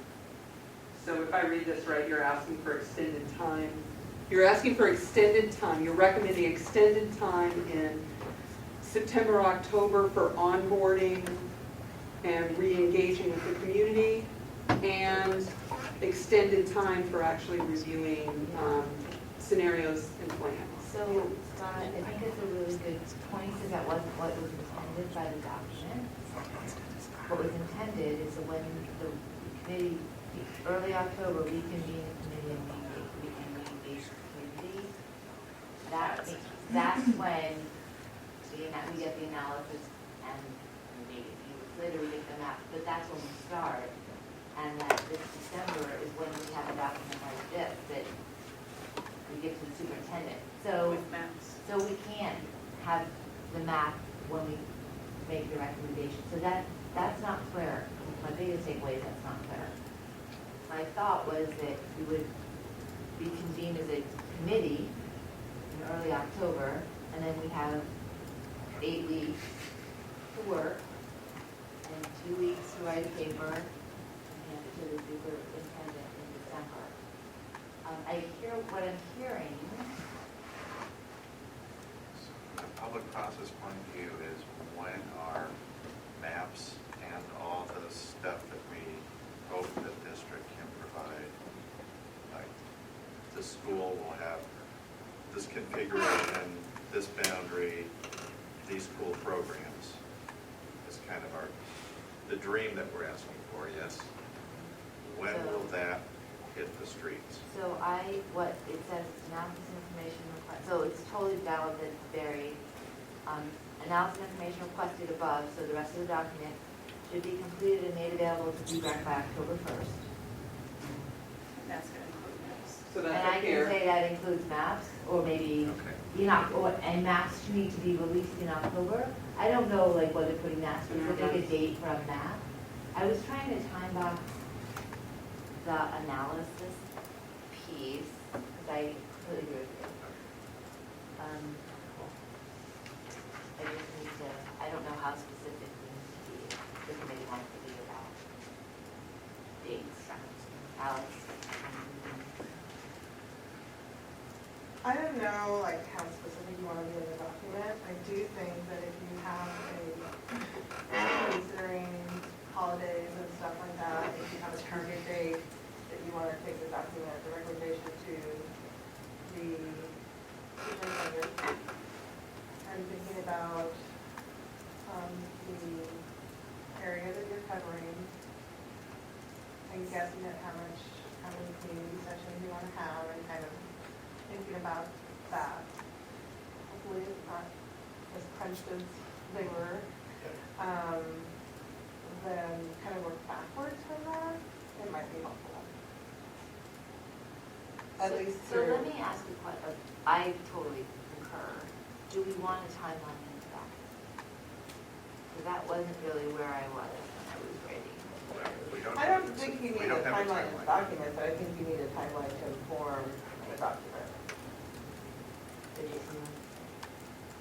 So, and this is my point of clarification, we did a work session for, we're not looking at hypothetical maps, we're looking at the actual scenarios out for discussion that we'll be deliberating. Okay, so assuming it's that, then individually, I would be open to that so long as, it's one thing I'm gonna harp on between now until, I've chosen to step down from this move, which is accuracy of the data. And making sure everything that we're dealing with is translated into every language and give the staff have enough time to get that all ready, because once these are released, they need to be released all at once, not just English, then it takes a couple days to get the Spanish one, and I don't want that rollout to happen, which is what happened in November. So that's where my brain is. If staff, if we've given enough direction to staff that they can hit that mark, then I'm open to including a specific bullet point that says from early to mid-October So is a release timeframe. the one thing we've heard from Judy about early to mid-October is that we're using this year's data. Next year's data is not available till November. So I think this is a true tension point where we've said, so I just want to throw that out as a question, because to me, I'm hearing a true tension between we want it early, they totally support, and we want, accurate this year data, which I also support, but we can't have both. Well, can I just propose that, okay, so what just happened in the 8 weeks that we just did, we did this big sprint, and we started within a product that none of us thought would be the ending point, the starting scenario. It was meant to be a starter, meant to generate conversation. It did. It got you thinking, you generated topics. We brought back to you deeper analysis on those key topics, and now we're going further in how to make those, in those topics.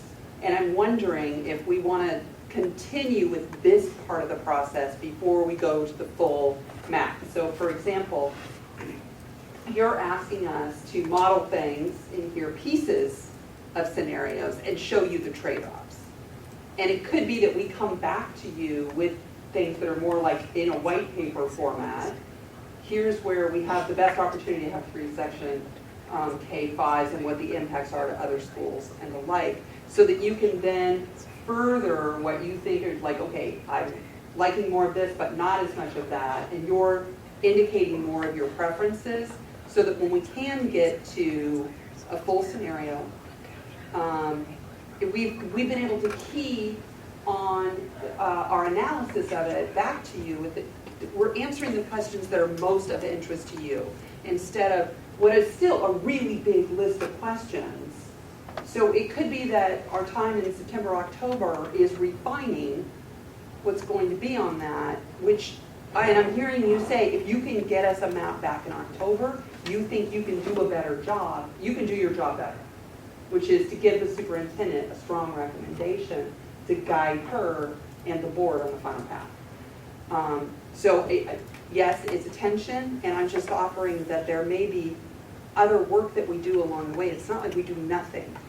And it's not that we do everything from the full maps and KPIs that, yeah. So, I think, I want to go back to Alice's point about working backwards.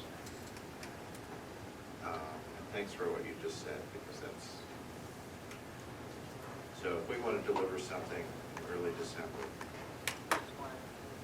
so we need 3 weeks to kind of work that out. And so that takes us to mid-November. Feel free to change any of those time periods. So if we have 3 weeks, if the maps hit the street October 1st, and we have 3 weeks of public comments, hearings, information sessions, all that stuff, and then we get is 3 weeks enough for us to say, oh, we need to change X, we need to change Y, and then have staff model that to make sure that actually gets us to a better place. And we have kind of one shot at that, basically. So if you need another iteration of Right. scenario. So that would give us a second iteration, but really no public process around the second iteration. And that's with October 1st. And which would mean we need to meet in September to go through the kind of white paper stuff around the issues we've raised, which means we need to onboard, yeah. We need to waterboard new members in August. I'm sorry, that's where my goes to. That's where I get to with the timeline, and that's even that acknowledges that's not great, that it's. I'm looking at the calendar. Yeah. So the Does that proposal make is that, sense? yeah, no, totally makes sense. The proposal is that I'm just gonna repeat back to you, make sure I understood. The proposal is that we reconvene and onboard whatever board we do in mid-August. I think before that, before school reconvenes, Remember, school reconvenes in August. in August. Yeah, school board knows. August. September we get raw data. October we get preliminary map. Yeah. And then we adjust it in November. And then we adjust it in November, and we do final recommendations in December, and then. So at some point, say for example, we need to say, Scout's gonna be all immersion, or not, whatever. That has to happen before these folks draw maps. So how long do you need to draw maps where we say, okay, A, B, C, D, E, that's what we want to see happen? Well, I think it kind of depends on how much guidance you give us. So like, to the extent that there's more flexibility would mean there'd be more internal question rather than ways of doing things. I don't know. That's a technical term. So, and are we going to say, this is what we want, or are we going to say, give us option A and option B, where in this one, Scott and Rigler are both total immersion, and in this one, there's something else, and I'm throwing that stuff out. I mean, we have to think about what we're going to offer. what kind of guidance we're gonna give, and then So, we need to know how much time. And the only other thing I would add is, like, I think in an earlier bullet point, you talked about a scenario encompassing more stuff, like more programmatic implications and other things. And I would just, I agree with all that, but it just takes time to implement. Yeah. So, to just, yeah, so I would just take one. Translation, yeah. So, yeah, translation. So, even putting in program stuff aside, just saying maps and translation of the bare bones stuff. How much lead time do you need? I mean, I think it's just drawing a map, we're not, that's actually not, I think we're getting more skilled in figuring that out. But it's the analysis. It's the analysis that takes a It's while. being able, for us to Yes. make sense of the trade-offs and then check the data to make sure that it's not a false trade-off. And then being able to deliver back to you something in summary form so that you don't individually have to repeat our process by yourselves, let alone come together and figure out what you came up with, right? So, but there's a fair amount of guidance in this document. there is. Right, I mean, I want to acknowledge that we've done a lot of work in the last few months that it doesn't mean that staff doesn't do it, maybe staff has other priorities. Certainly not. No, but I mean, there's a built-in, there's an assumed, I think from the timeline perspective, there's an assumption that the timeline doesn't start out like this timeline. It starts when handing the document and the superintendent responds in some fashion. And know that we have an internal loop as well, so that our internal stakeholders aren't surprised. You know, when a principal goes back to goes into their building on Friday morning, they're not surprised to learn that a major change for their school was discussed at a D-BRAC committee meeting the night before, and their parents now need to know what, right? So making sure that we have an internal loop, that internal stakeholders are prepared to respond even before we bring it to you, takes days, right? Translation, getting language that's family friendly, that isn't cohort cohesion and colos and all the other things that we say, takes a little time. So, you know, a scenario really needs to be cooked for a full week before you ever see it. And if you ask for it 1 week, and we are supposed to deliver it a week or 2 weeks later, you can see that the analysis itself we don't get a whole lot of time just to do the analysis. So that's just, and that's not to say we can't or we won't. It's helpful for you to hear what you guys think you need. This is, again, just thinking about aspirational when we're all along off the D-BRAC committee. But I think building in, since this is going to be an ongoing committee, that kind of reality about the impacts not only to the committee and the community and translation and staff to make it a more both manageable and accurate process that doesn't kill anybody in the process. That's tricky. I think, again, nothing, I don't expect that to happen this year or maybe even next year, but I think the more that can be built in during this ongoing committee, the better. More sustainable.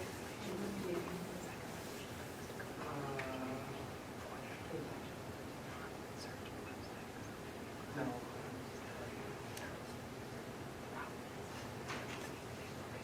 Other Other statements about the terms? So we're looking at using that timeline, not the one in the document. Can we do cards on that?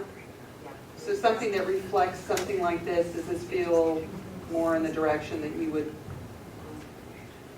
if Carol was sitting right here right now, you'd be like, this is tough news, but we want you to hear it.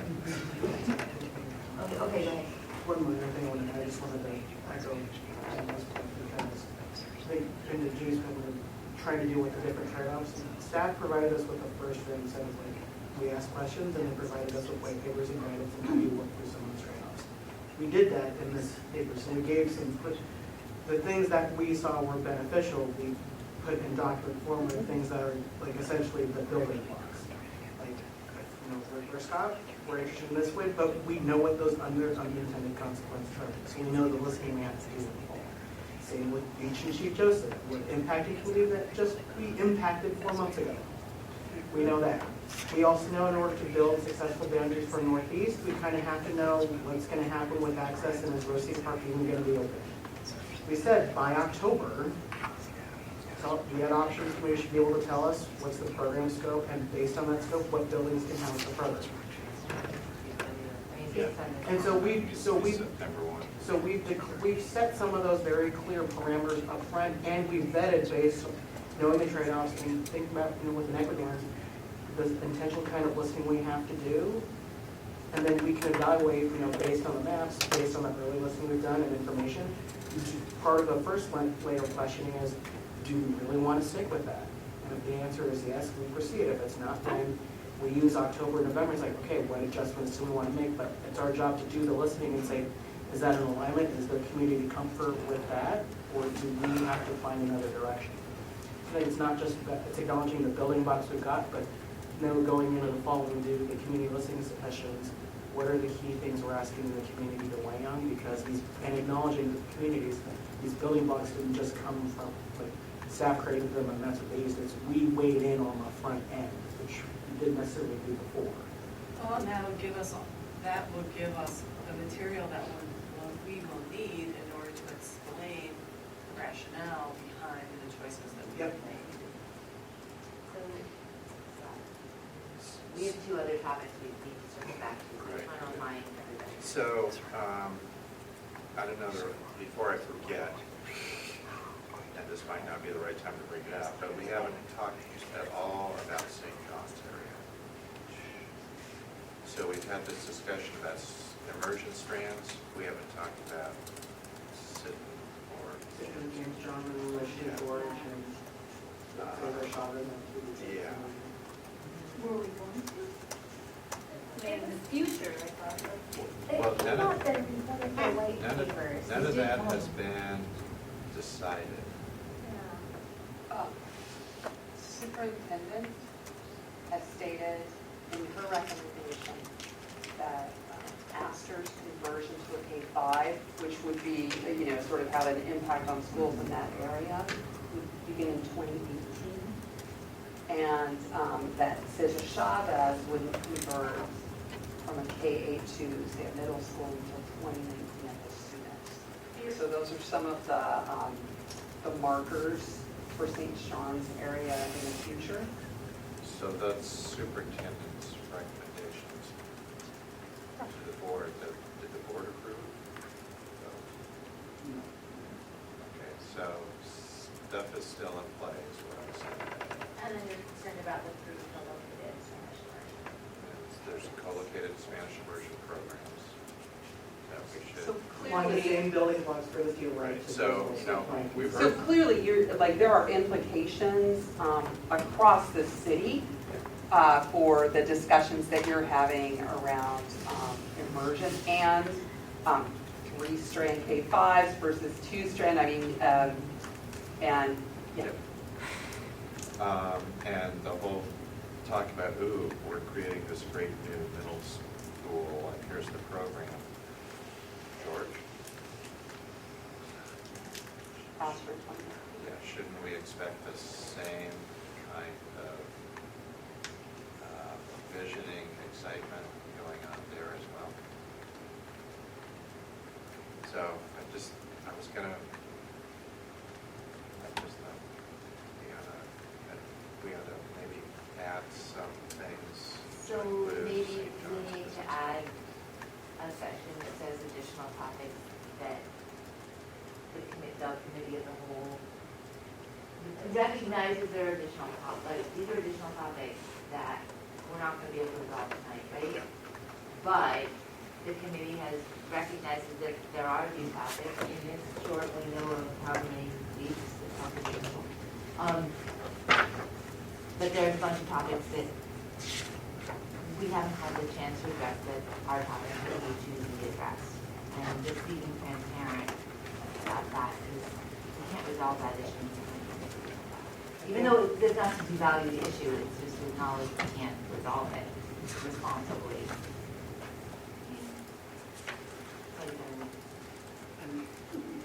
We gotta look for what Adam was due to it, I'm echoing Scott here, in that when we put additional marker language that says the criteria we're establishing, or programmatic criteria we're establishing should be applied to should be established as precedent for future decision-making as the enrollment boundary process applies to other regions in the future. So it's saying like criteria were established for North and Northeast should apply to Southeast. For Southeast to apply, then you have to eventually revisit the West side. It's one consistent standard, not just for Northeast and create a set criteria. So I think we only have, so can I, Yeah. it would be a crime to have you guys do such great work, but then have to stay late tonight, because you're doing such great work, it would really be a crime. So I was wondering if we could maybe just want like a 30-second stretch, and then if we captured everything on communication, take a 30-second stretch, let's read the notes back together real quick and figure out where I think I know what the priorities are, I just need to read it one more time. Yeah, there were, I think, 2 topics that. So the Vietnamese immersion was the place where we had the most concerns. Follow-up analysis, the statement about moving cohorts together, a transition versus long-term. So section 6, the follow-up analysis that you want, you were all yellow on that. That was addressed because we said there's a section, Sarah and I said that she and I would work on specific language and then we would put it in the analysis section. Everybody was on yellow for that one. That was 8 yellows. So I just want to make sure that those 8 yellows. We're in solidarity with Sarah. If that's all it is, then that is awesome. And then you had some yellows on the regular Scott because you wanted to reflect concern that the neighborhood students distance and space. I think that was the only thing, I'm not sure. Yeah, and actually, kind of ask a clarifying question on that, because I believe I have lots of information. When we have recommendations about Wrigler and Scott, are those going to be like similar numbers in the way that Richmond is? Because right now they're neighborhood only immersion programs, but are we thinking about not having a boundary for those 2 programs? And I don't know, that might be a whole separate like a parking lot issue about when we do standalone Spanish immersion programs. What do we do about boundary for a standalone Spanish immersion program? That should probably be noted as That's like a an parking open lot issue that has not been, I mean. Because it'll come up in southeast and the west. Right. So, that might be a parking lot issue. definition.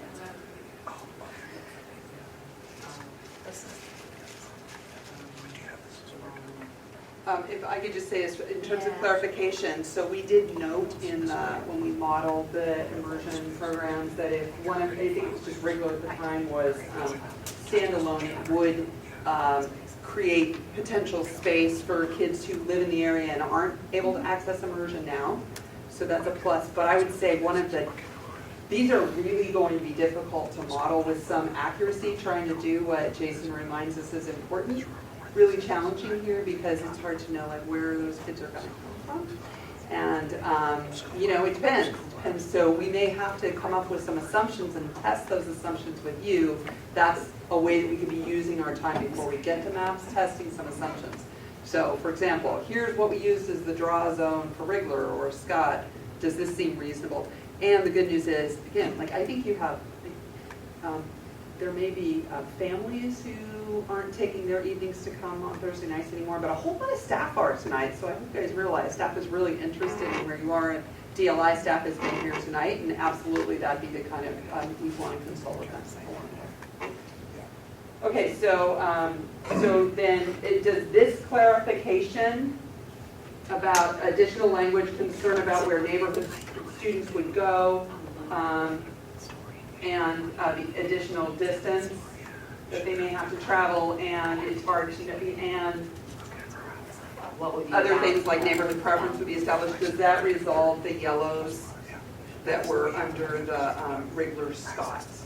For those of you, if you could remember whether you were in yellow. I think it does, certainly because proximity is one of our KPIs. It's just the regular and scout neighborhood students are so vulnerable. Yeah. They're some of the most vulnerable. So that was, the distance was like a particular concern.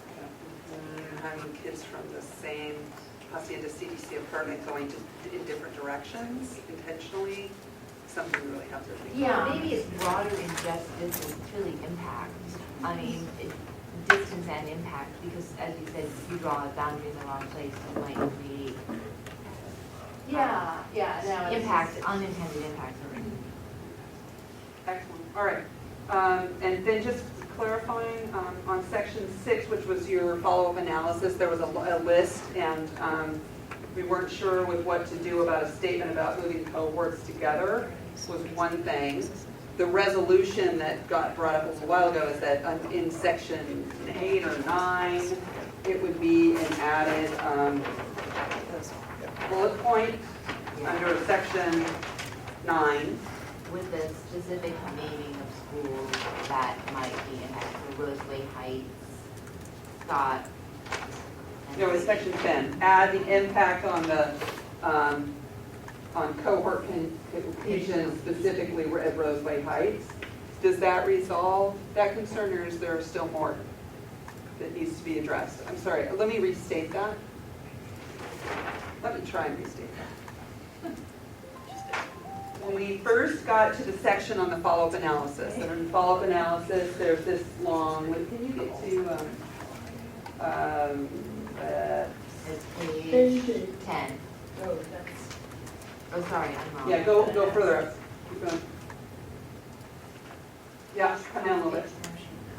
Yeah, so in this list, a concern was raised that it doesn't speak to this cohort cohesion issue.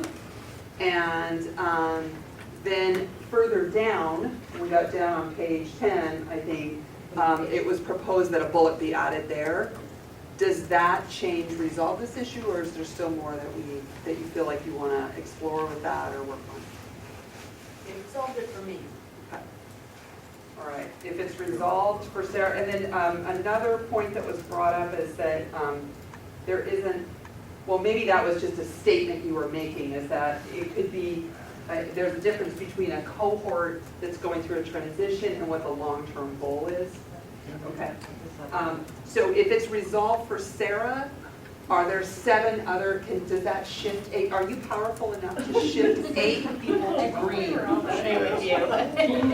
As Sarah goes, the rest of Oh, Woo! what else can we do here? That's right. Just tell me what color, Sarah.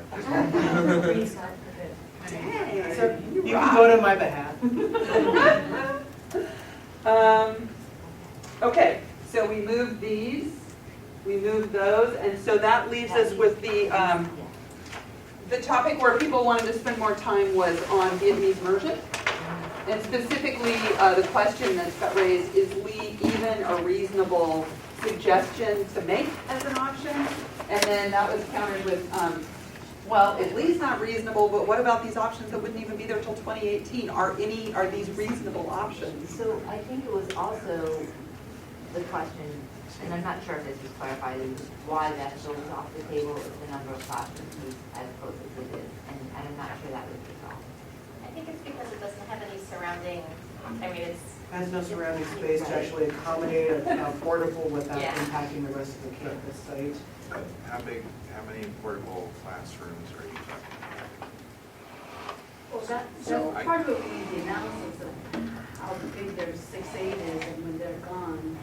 and how many kids, I'm looking at Sarah, and how many kids it takes to come into the K-5 to have at least two strong section, two sections? So if we're, Or,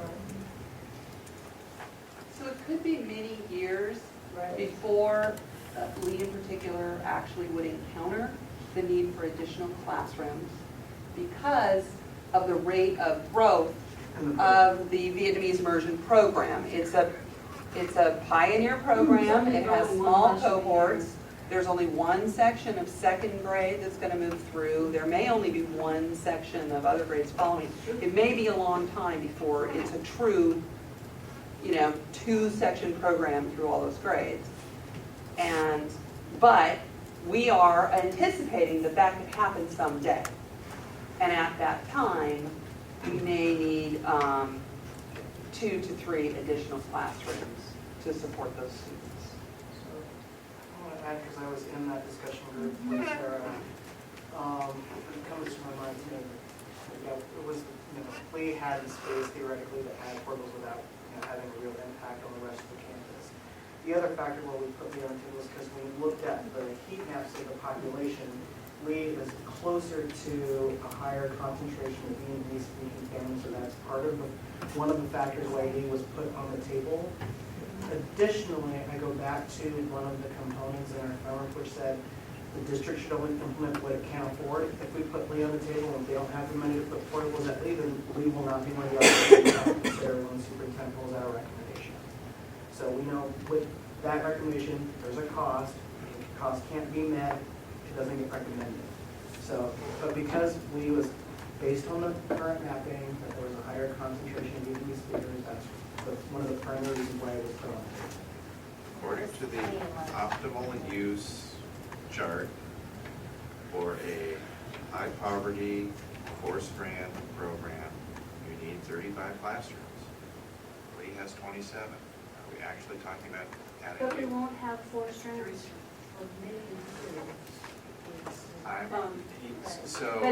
Oh, I see where you're going, but eventually, right. Yeah, eventually. So that either means a massive wrenching problem downstream, which we're trying not to create, or we do something else. So our rule of, so we probably need to revisit with you the methodology around this, but we've looked at 30 classrooms and working with the DLI program. That would be 24 classrooms for basic instruction and 6 additional rooms for electives and supports.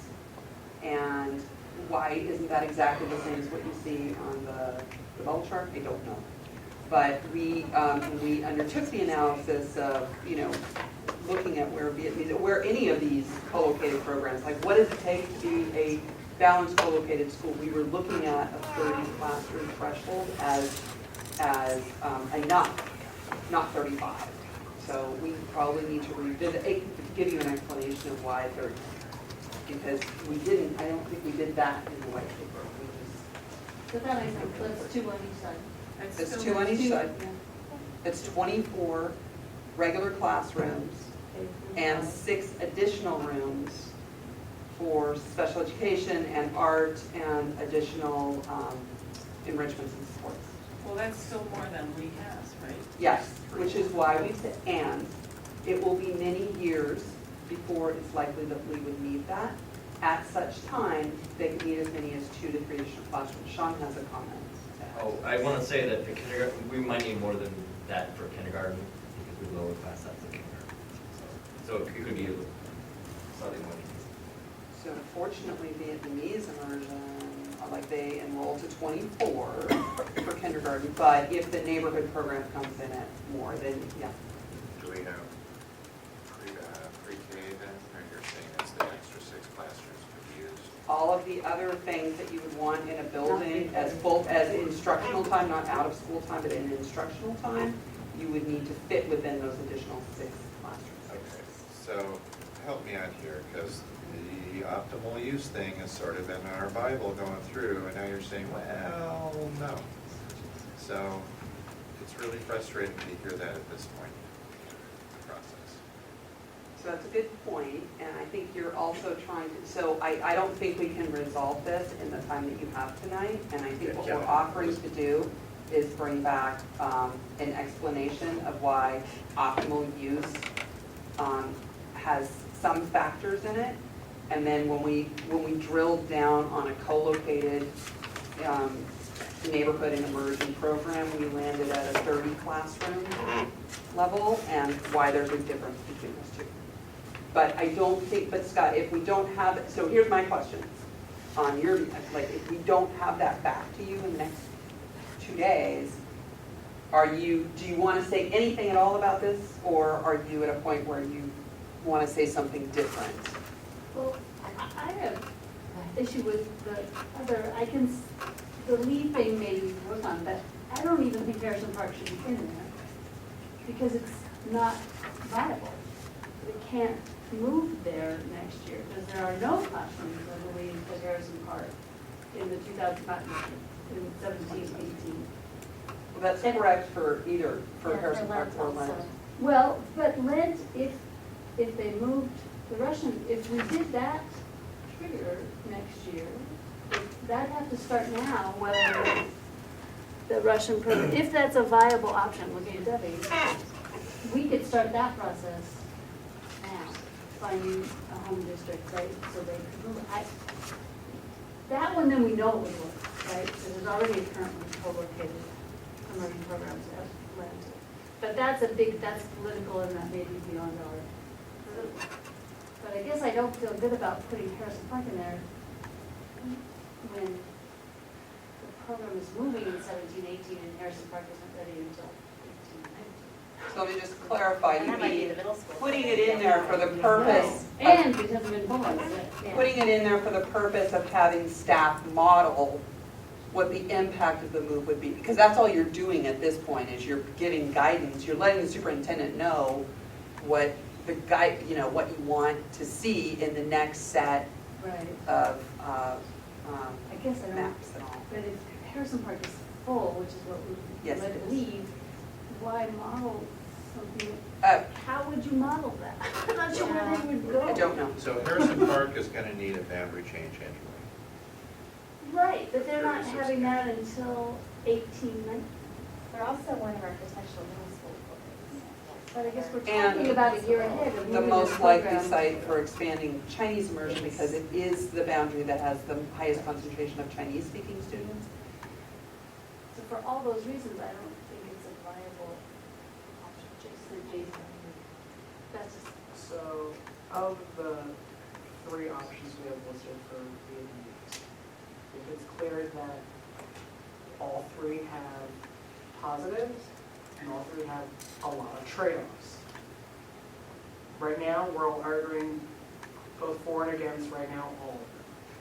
And clearly not gonna settle it tonight. But what I think we've done is a good job to document the complexity of this decision. Yeah.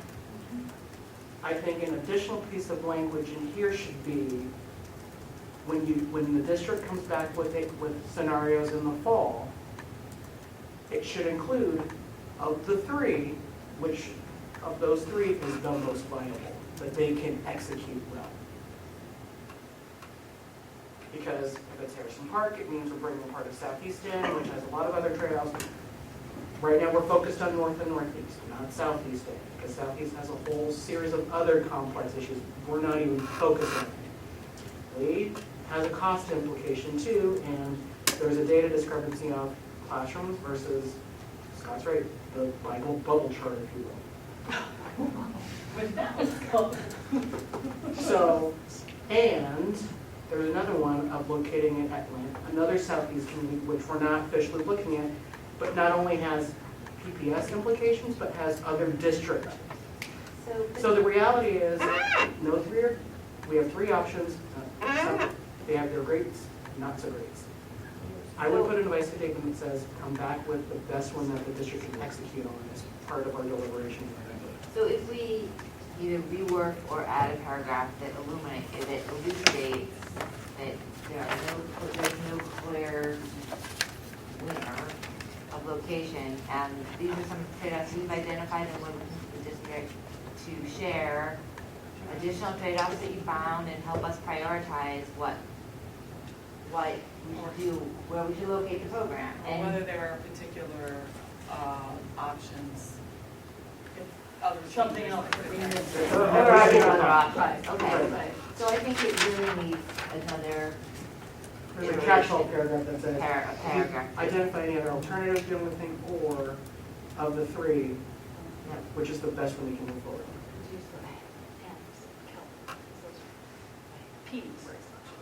So with that type of language, more of an overarching statement about this issue and about some of the complexities that you've encountered with this issue, and that you're not at a place now, right? Well, eventually that's gonna happen anyway. But does that help people move closer to support for this? Are there any other outstanding concerns that you want to, or just language that you'd like to see in there that you want to blurt out to the group now?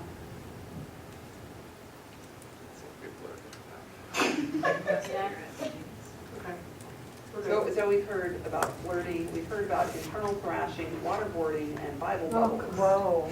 It has been, as always, If you're a public education, so there's some fascinating, things we by law are not allowed to be talking about.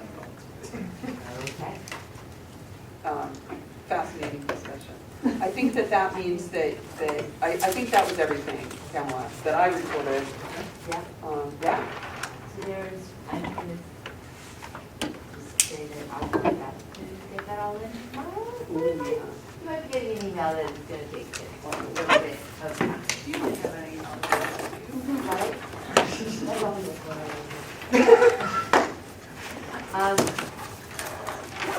So we do have two items that were brought up by Scott at the beginning, and we have 7 minutes. We have to be captive.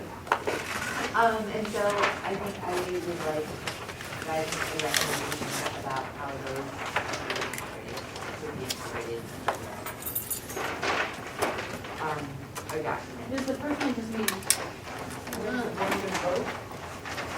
Asking Carol to ask for, to do it. Right, to a firm, yeah. Because he's already allocated the planning, principal stuff, there's this. And there's the train sort of feels like it's like. The train is leaving, and are we sure, kind of like the conductor's on? right?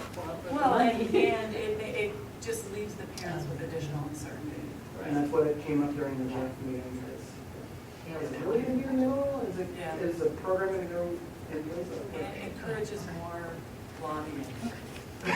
I mean, Right. Yep. Yeah, It does. it's voted yet, so we can still petition our cause. It's kind of weird that it's happening. That you're hiring a principal for a school that doesn't exist. Right, yeah. So, The board doesn't approve them. Yes. so can we, I guess, have a card show, I don't know exactly where that sentence would go in the document, but is there consensus around incorporating a statement like that into the document?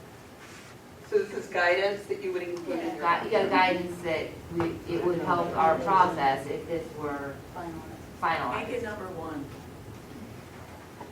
Actually, I'll just put above the title. Before you read anything Before you read else, any further, Vote on are you voting? Texas. Sorry. you texting Scott? That's right. Yeah. She's texting of something she can't say. I think that's in class, sorry. Busted. That's okay. And then, I'm sorry, the other one. Okay, Okay, so that will be incorporated. And incorporating IB into the edit options. The middle years, that's it. And with with KA, which is the Sorry, PYPN that's and what what. it is, where you don't get it from blind. Any, I'm gonna just ask Sarah, on behalf of the staff who is the leader of that, any clarifying questions about this request? I think I've talked to Scott before on this one, so I think I generally understand, I think I understand what you're getting at.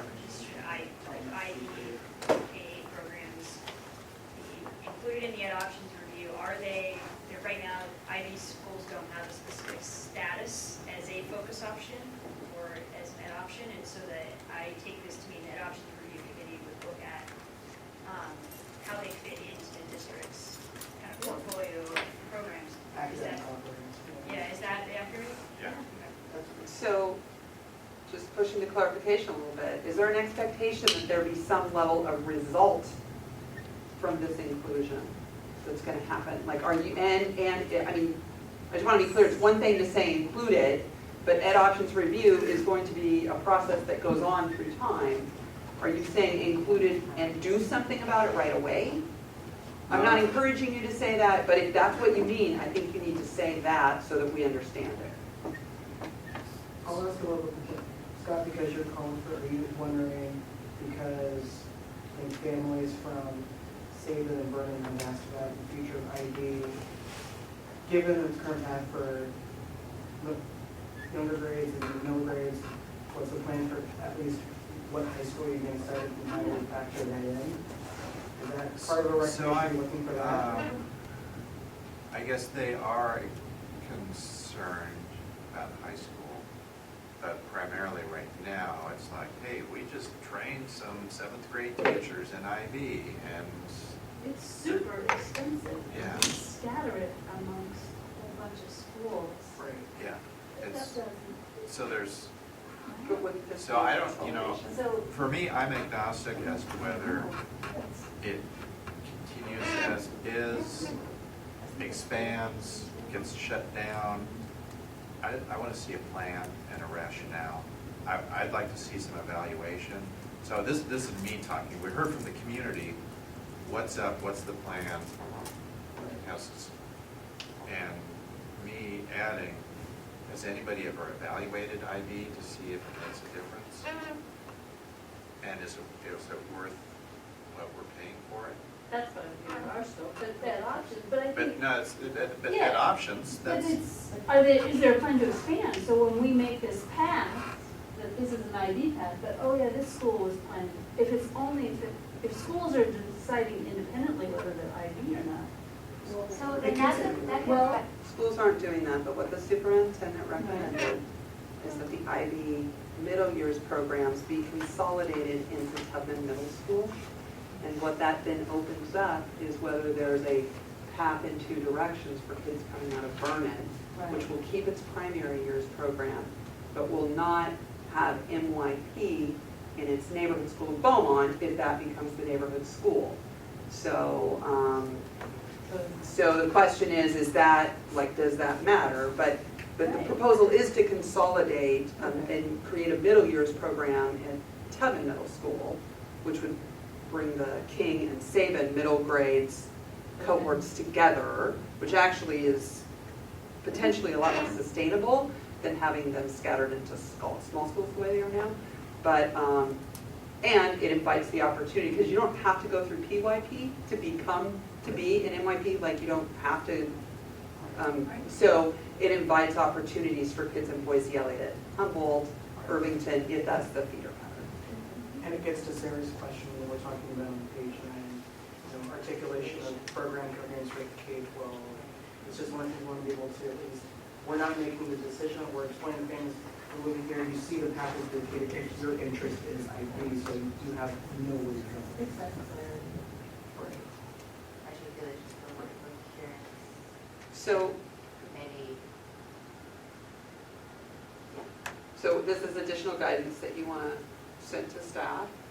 And I'm just going to put the caveat out there that the things that you're really interested in are likely to not be returned to you in advance of the work that you're going to have to do around the middle grades So, IB. to me, this isn't the highest priority in terms of D-BRAC, but it's something the community wants, something that's good, as Sarah said. Let's use our resources wisely, let's, On people to parents, I think. So it is, So we're good with that? so like, Okay. All right.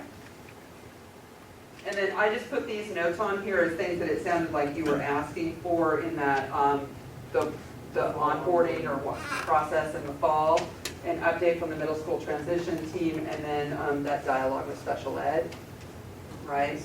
Okay.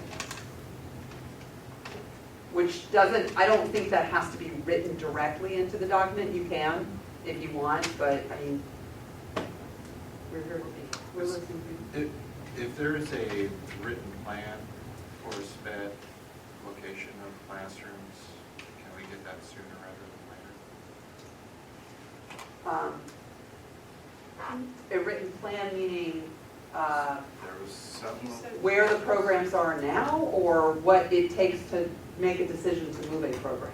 no, where the programs are now, and if there are plans for any changes next year. Do we, I guess, That would be- we've already moved Chapman's program with more space Well, being what I developed think for we mine. should do is there a plan to move any special education classrooms prior to the start of the fall 2017 school year that we have to factor into our decision-making process? So I think that the embryo of that language is in there, that the specificity around I can call that out. in advance of, like, over this 2-year time frame, which is essentially what's happening next year and the year after. And We're right-sizing the The next boundaries 3 to years. accommodate those classrooms with, and avoid the perception that we've drawn boundaries with the unanticipated outcome that we pushed that special. You mean education. other than the transition that occurs when you do these configurations? Right. Because that's a really big change We across don't, the program. that there's not, there were, what we're trying to do, I think, is avoid unintentional consequences, not if students, if this is programmatically appropriate as determined by the special ed department, then we support things that are educationally appropriate for students, but not, we didn't know a piece of information, therefore we went from 26 to 27 classrooms and Right. therefore something happened. We don't want to be the cause. We want the special education department to be. Well, they've already planned, I Right. think that our self-contained classroom goes to Vernon to Exactly. attach to the Right. To the new one that's already open. K2 one, which is not one that was anticipated before a process that happened in the spring in consultation with teachers, right? So that, I mean, the fact is that sometimes things like that happen that are not, they didn't know 2 years ago when they moved away from those kinds of classrooms that there would be an initiative to bring those classrooms back in, and that, so there we are. I guess we just want it to be an educational decision and not an enrollment. Yeah, that's a good way to put it. Okay. So the educational rationale should lead. Right. Which I think it did. Vernon had space and they then to put two together so the kids could stay all the And it way would through. stay. And it stays there and it's not hopping around, there was space available, they assist from school to school. Which they've done. Okay. Okay. So next steps is Pamela will take all this feedback and the comments. Right now. And turn out another draft. And we'll be looking forward to hearing about in the morning. Yeah, that's right. And we'll just add more comments as we go with the notion that on the 21st, the final version will go out for votes and then we'll submit it to Superintendent Smith on Thursday. So I have some pins here Yes. as you're leaving. So Hector Roche is retiring from the district at the end of this month. He wanted to be here with you all tonight, but he chose to be on the retirement cruise instead. Hopefully they don't have thunderstorms out there in the Willamette tonight. What we thought is, yeah, we could have gone in a car and could have done all those things, but we didn't. So, but we have this terrific piece of white paper up here, and so for those of you that are here, if you want to take a moment and write him a note, and I'm going to go plaster this on his door so it's the first thing that he sees in the morning when he comes back in. Hopefully he'll be in bright and early, no headache.